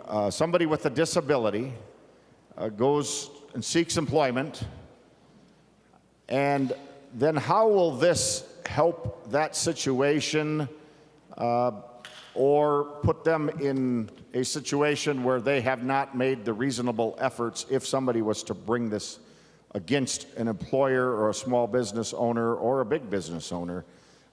Just talk us through a couple examples of how you see this helping or being implemented, and what scenarios you could foresee this legislation is intended to fix. Senator Maye Quade. Thank you, Mr. President. And to Senator Westrom's question, situations where this wouldn't occur, and this was an example given by an advocate in committee. If somebody came into my store and they said, I need a pony in order to buy something from your store, that is the accommodation I'm requesting. Obviously, that is not a reasonable accommodation. The store could deny that. A reasonable accommodation could be, I have dwarfism. Can I have step stools in the bathroom so that I can reach the sink? Very reasonable accommodation. Also, this bill doesn't require that accommodations be given. All this bill does is require the process to happen, so that there has to be an engagement in the process to discuss accommodations, reasonable accommodations, and that failure to do so may be discriminatory. So it doesn't say it will be or it for sure is, it just points to the fact that the process has to happen. Senator Westrom. And Mr. President, Senator Maye Quade, if you would yield for another question. Senator Maye Quade, will you yield? She will yield. Senator Westrom. Mr. President, Senator Maye Quade, so let's talk about this process that has to happen. What happens if there gets to be disagreements or differences of opinion on what is reasonable or not reasonable? Is the store owner by default able to make that judgment? Is the person with a disability applying for a job able to make that determination, or is that what the Human Rights Commission now would be making, that determination? And to make it a little more clear, let's just say somebody walked in to get a job and needed more room under their desk to fit their wheelchair, and maybe there was some other adjustments needed, but the discussion they have is what you're saying needs to happen between the employer and the disabled person. But where does it start and stop?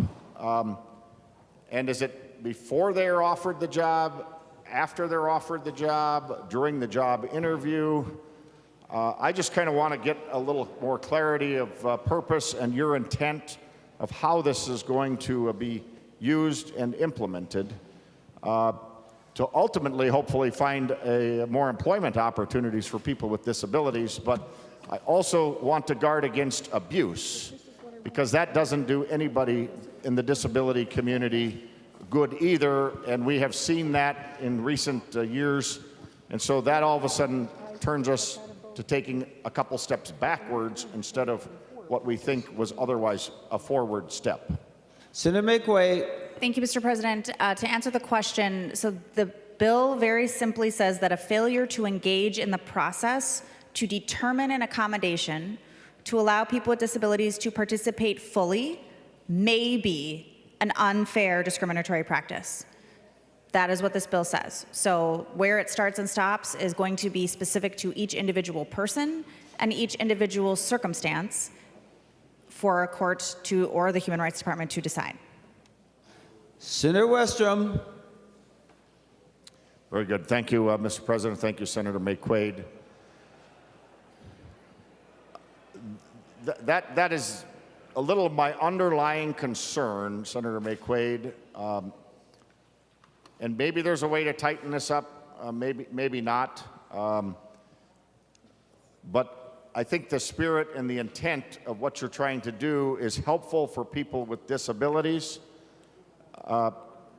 As part of the legislative record, I just want us to contemplate and put it on the record that this is the intent. It's not to add another regulatory burden or a gotcha statute to businesses that are operating in good faith, and sometimes that might be that it works out great to hire that person. Otherwise, there might be another candidate that beats them out, and that's all fair in the process. I just want to make sure it's not a process that we're setting up that somehow can weaponize what is good intentions, but bad outcomes. And Senator Maye Quade, you probably remember 3-4 years ago, we changed some of the ADA challenge requirements. We've heard reports for several years of drive-by lawsuits where somebody with a disability was going up and down the freeways and the roads of Minnesota with the intent to try to trap or find somebody and get a big fine, set up a settlement with an attorney they were working with. And the whole idea was to extort thousands of dollars out of each settlement, and it became I think, a lucrative business for a few folks that were really misusing the ADA and the intention. One example I heard was a hotel that they had stopped at had a chair in the hallway because they were doing some fixing repairs. Was it a chair or a stool of some sort so they could change a light bulb or whatever the repair was, and it hadn't been moved. And so they were challenged. They were cited as not making that hallway accessible for a wheelchair, and a lawsuit apparently allegedly ensued, and a settlement was extorted. I had a business in my district that had a sign on their restaurant that was supposedly misplaced by a few feet, or an area where it didn't meet the technical letter of the law, although it was still there. Those are examples that leave sour tastes in the mouths of business owners, employers, and the public. And that's what I want to avoid here, Senator Maye Quade. I think your intention is very well, and as I talk about this, my intention and hope is that we continue to make reasonable, common sense steps to just make it easier for somebody with a disability finding a job, looking for a job, going to that job interview, to be able to have that discussion, have that opportunity with reasonable accommodations. But the devil is in the details of how you define reasonable, and that's an ongoing challenge and discussion. But in my earlier examples, with the abuse that we saw, as I recall, we passed legislation to change that. So those types of situations now would have to have a 60-day notice, I think it was, we passed through the Senate floor and the House of Representatives. So those types of incidental issues, they would get a notice, they would be able to reasonably fix them, and it wasn't about extorting $5 or $10 or $20 or $50,000 out of a small business owner because they found an incident or a situation one day that might have met the spirit of law, but not the letter of the law. And so, Senator Maye Quade, that's why I wanted to have this discussion. Thank you for your clarification on the record. Hopefully it's never needed in a future litigation or human rights case, but at least we have it here if attorneys, and if there's a dispute, and we can have a better understanding of what we're trying to accomplish here, that can be a win-win for both parties and not a weapon misused or something that gets abused, and then all of a sudden a person with a disability trying to seek employment all of a sudden has a harder challenge, because we don't want to leave sour tastes in the mouth of our small business owners and the community.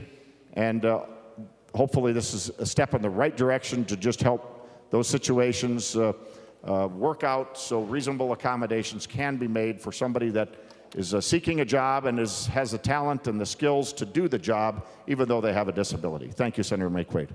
Senator Lucero.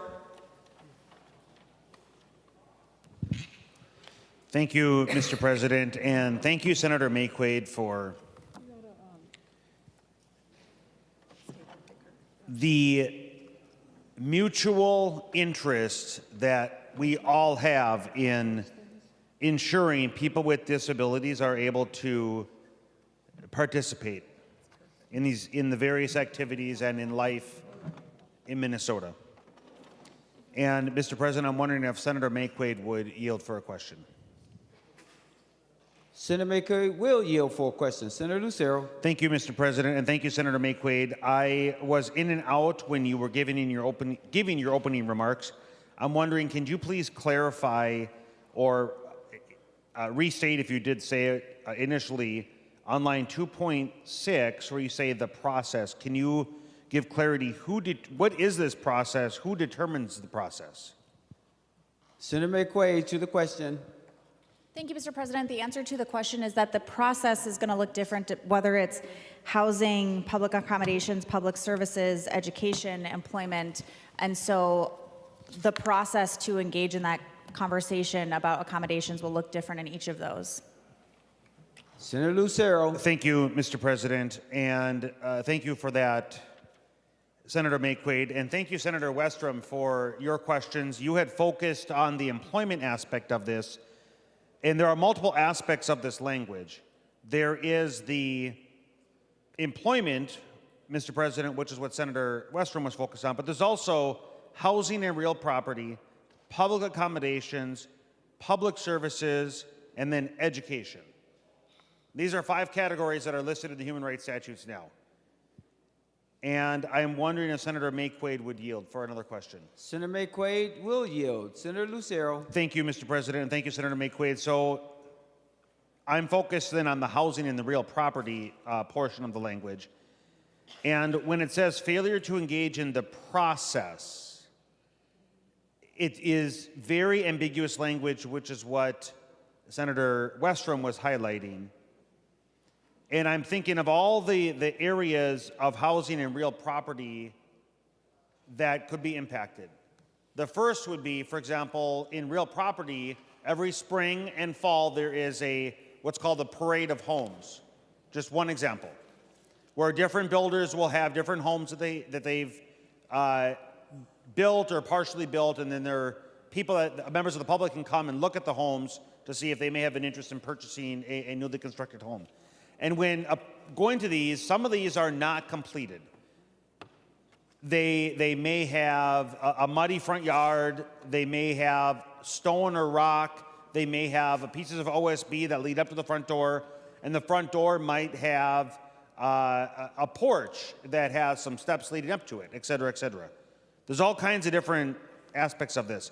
But when I'm reading the language here, and you're saying that the failure to engage in the process, and then it goes on to allow people with disabilities to participate fully in real property, I read this as sufficiently ambiguous that a lawyer or somebody that has failed in life and has nothing better to do than to go around suing people, as Senator Westrom said, extorting different entities for money. And I can imagine a parade of homes property that might have some stone that's not wheelchair accessible or not conducive, and it's going to deny a person to be able to fully participate. And I'm wondering, Senator Maye Quade, do you see this? Do you agree with my reading here? Or if you don't, I definitely want to, at least for the record, just hear why Why would that such a scenario not be included in what you have here? Senator Maye Quade to the question. Thank you, Mr. President. And to the question, the law, as it already is, says it is public policy of this state to protect all persons from wholly unfounded charges of discrimination. So as already existing in our state law, it's just one clause above the new clause in this bill to protect Minnesotans from that. Senator Lucero. Thank you, Mr. President. Well, I'm going to read what current law is, and I respectfully disagree with what Senator Maye Quade says. What current law reads is, it is the public policy of the state to secure for persons of this state freedom from discrimination. And then I'm going to jump down to the housing portion, which is line 1.12. So freedom from discrimination in housing and real property because of one or more of the following: race, color, creed, et cetera, et cetera.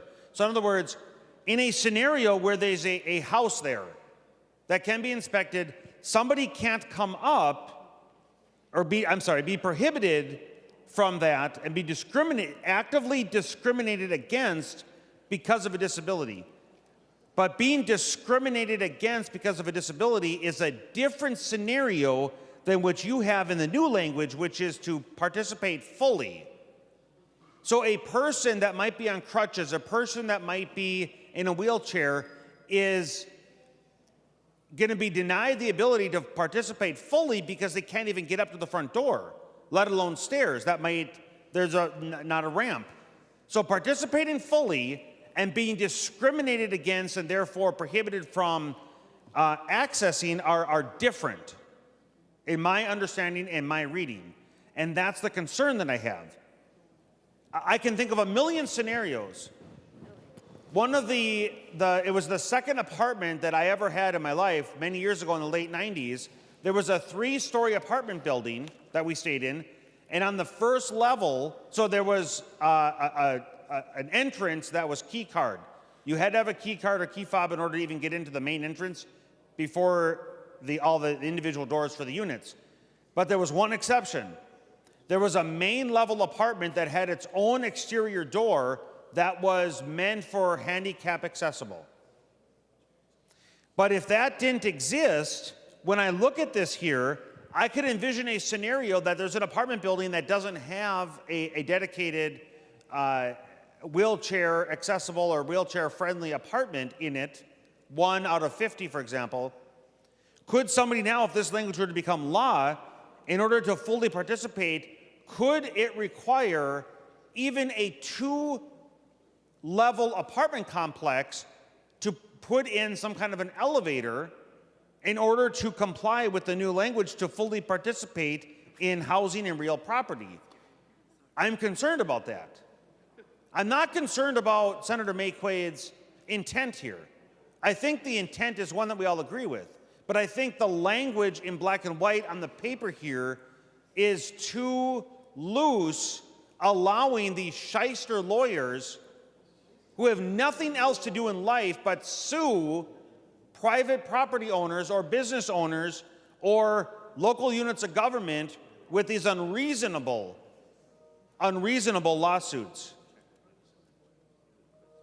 And so I thank you, Mr. President. I thank you, Senator Maye Quade, for this and the intent. But again, I just think the language is not ready for prime time and is going to open us as Minnesotans across the board, different entities, for lawsuits that are unreasonable and are not necessarily what obviously you're looking for in this language. So thank you, Mr. President.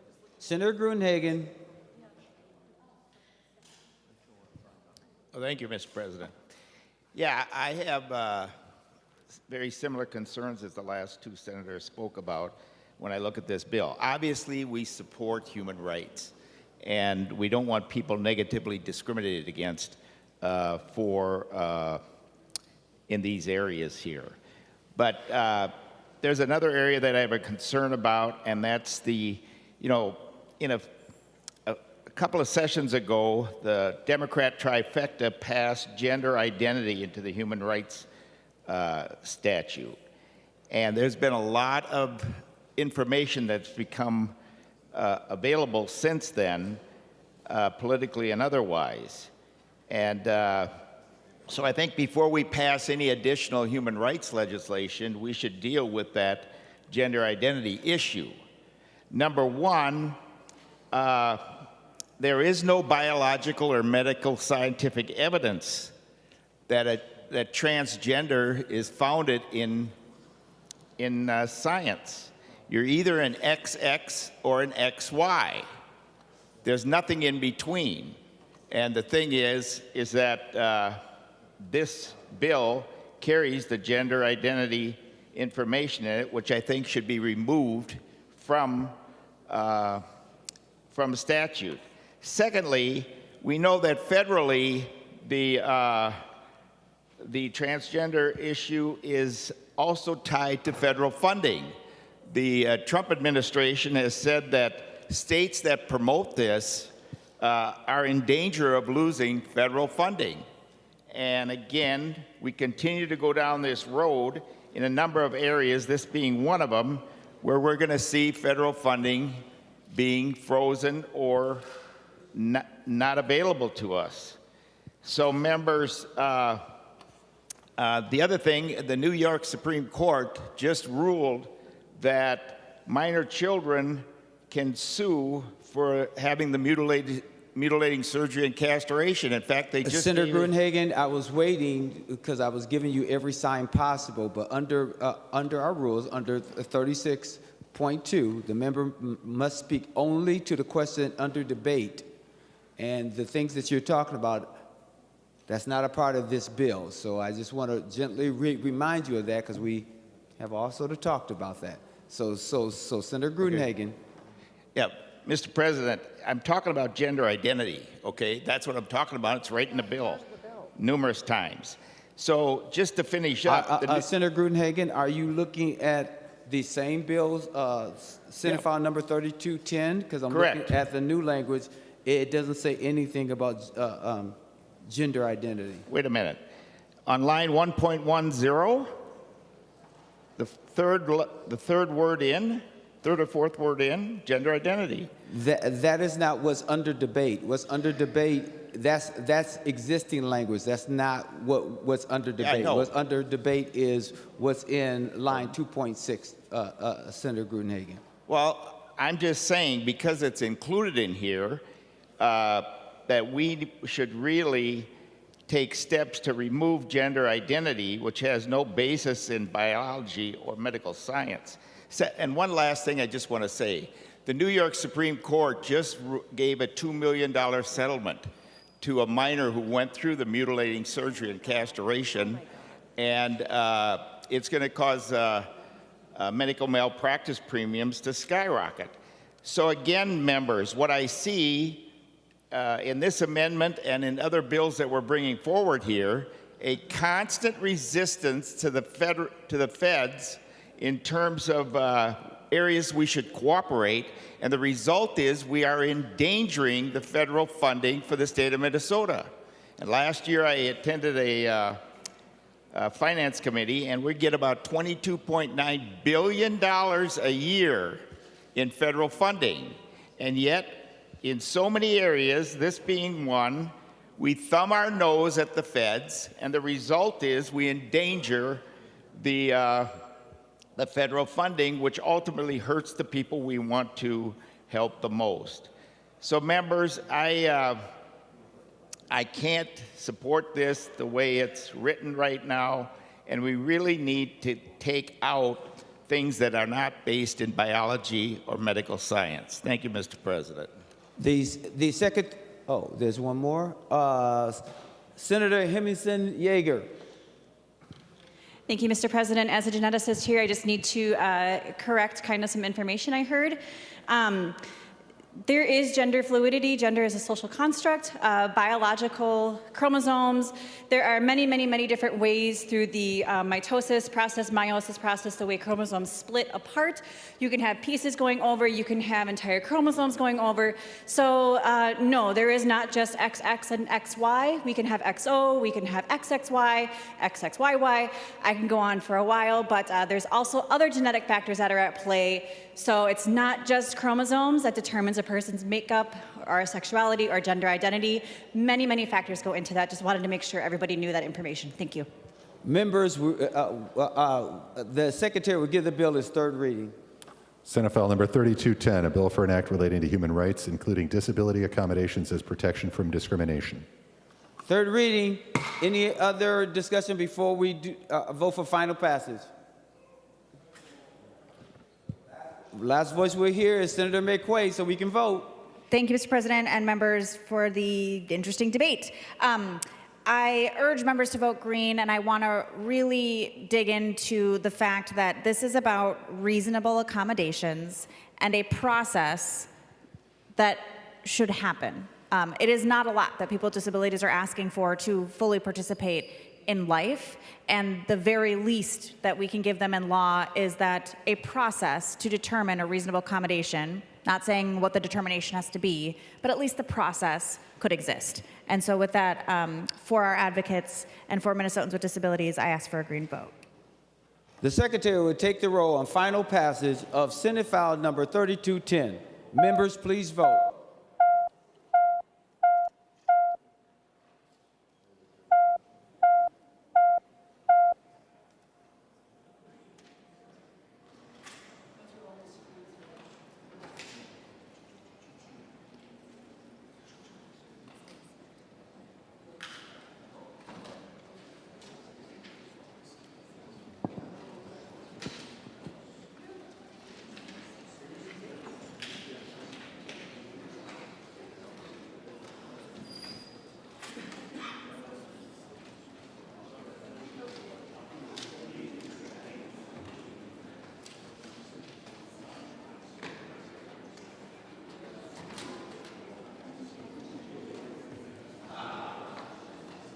Senator Hochschild, for those voting pursuant to Rule 40.7. Thank you, Mr. President. Senator Mann votes aye. Senator Mann votes aye. Senator Port votes aye. Senator Port votes aye. Senator Murphy votes aye. Senator Murphy votes aye. And Senator Carlson votes aye. And Senator Carlson votes aye. Senator Jasinski, when you're ready.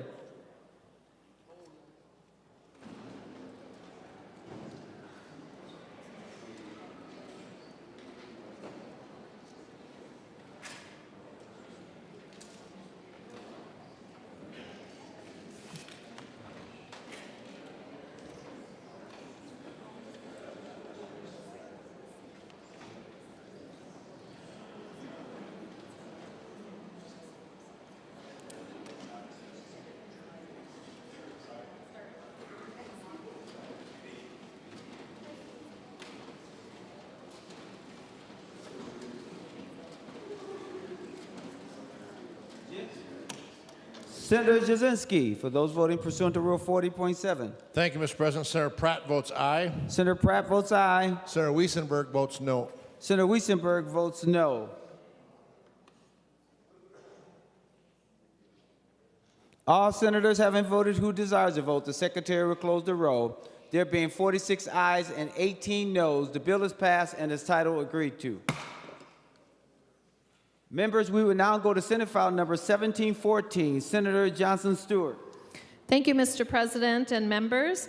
I'm very proud today to present Senate File 1714, also known as the Payment Transparency Bill.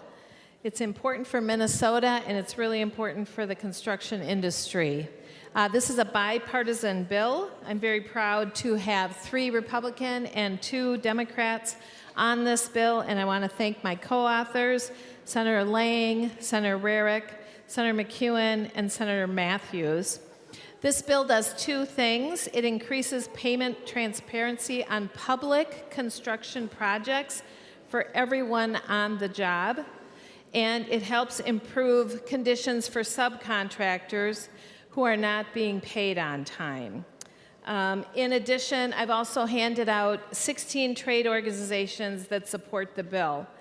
While I sold my business in 2022, I did act as a subcontractor on hundreds of public construction and engineering projects, And it's important that this bill be passed as a first step to helping subcontractors like the business I used to own increase transparency for when payments are made. What this bill does is it allows a subcontractor on a public project to ask in written format for information on payments. And when a public agency, we call it an owner in the construction industry, gets that notification, they have 7 days to provide information about when the payment was made and any other information. So this is just a start as we head to further work with my co-authors on increasing transparency and making work a little bit easier for subcontractors, and I encourage a green vote, and I am open to any questions. Any other discussion on Senate File number 1714 before we go to third reading? Seeing none, third reading. Senate File number 1714, a bill for an act relating to state government requiring payment transparency in public contracts. Any other discussion? Senator Rarick. Thank you, Mr. President, and thank you, Senator Johnson Stewart, for bringing this bill. This is another step along for some work that I've been doing over the years for subcontractors to get timely payment.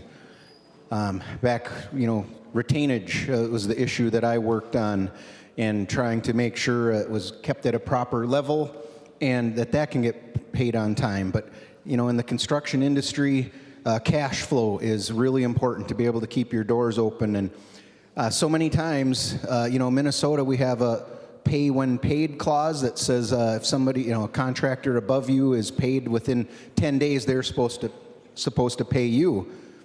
But in many cases, you have no way of knowing when that contractor above you has received payment. And this bill at least gets us another step forward when we're talking about public contracts to be able to have that transparency to know when the contractor above you has been paid so that you can request your payment and trigger that pay when paid clause in Minnesota state statute.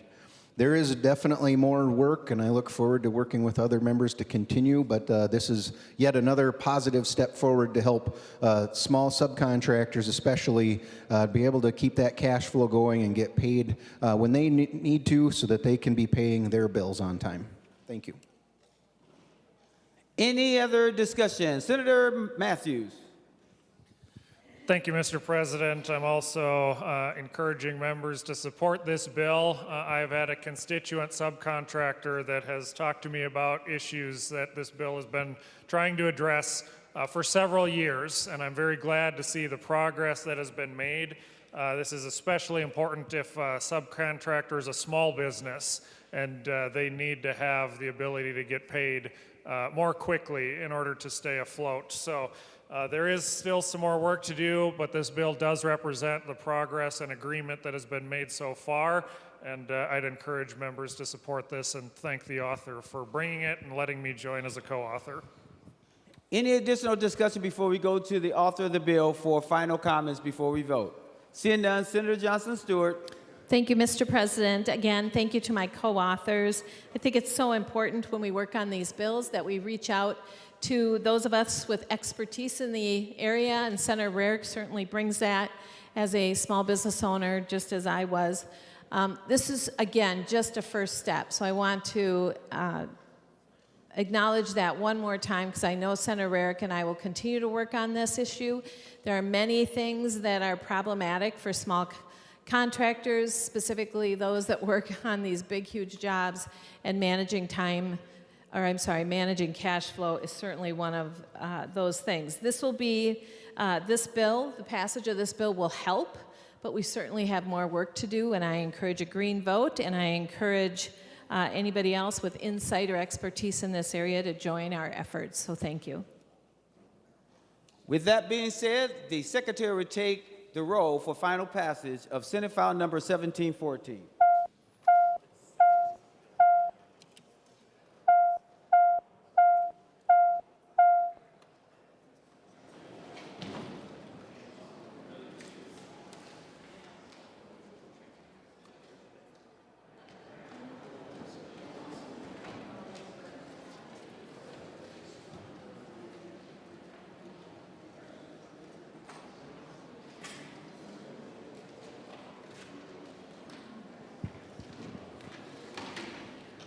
Senator Hochschild, for those voting pursuant to Rule 40.7. Thank you, Mr. President. Senator Carlson votes aye. Senator Carlson votes aye. Senator Mann votes aye. Senator Mann votes aye. Senator Port votes aye. Senator Port votes aye. And Senator Murphy votes aye. And Senator Murphy votes aye. Senator Jasinski. Thank you, Mr. President. Senator Miller votes aye. Senator Miller votes aye. Senator Pratt votes aye. Senator Pratt votes aye. Thank you, Mr. President. Senator Weissenberg votes aye. And Senator Weissenberg votes aye.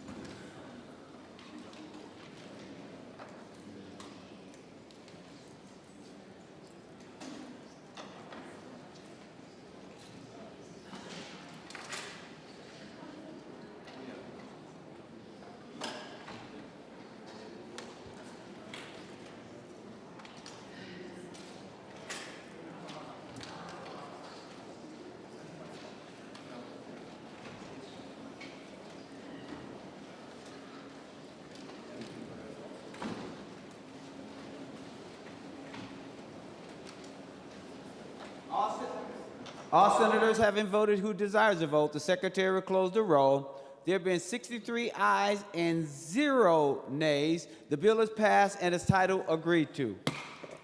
Members, we now go to the 13th order of business, announcements of Senate interest. Any announcements of Senate interest? Senator Marty. Mr. President, Senate Finance Committee will reconvene in room 1200 at the Senate building at about 3 minutes to 2 o'clock, about half an hour from now. Senator Hochschild. Thank you, Mr. President. On behalf of Senator Heitzman, Senator Farnsworth, and myself, we'd love to invite you to the best party of the session, the Ranger Party. It's at Mancini's tonight from 5 to 7. It's a great time. We hope to see you there. Without objection, the following senators will be excused from today's session: Senator Howell, Nelson, and Johnson all day. Any other announcements of Senate interest? Seeing none, we'll go to Senator French for a motion. Thank you, Mr. President. I move that the Senate do now adjourn until Tuesday, April 28th at 11 a.m. On that motion, all in favor say aye. Aye. All those opposed say no. The motion prevails. The Senate is now adjourned.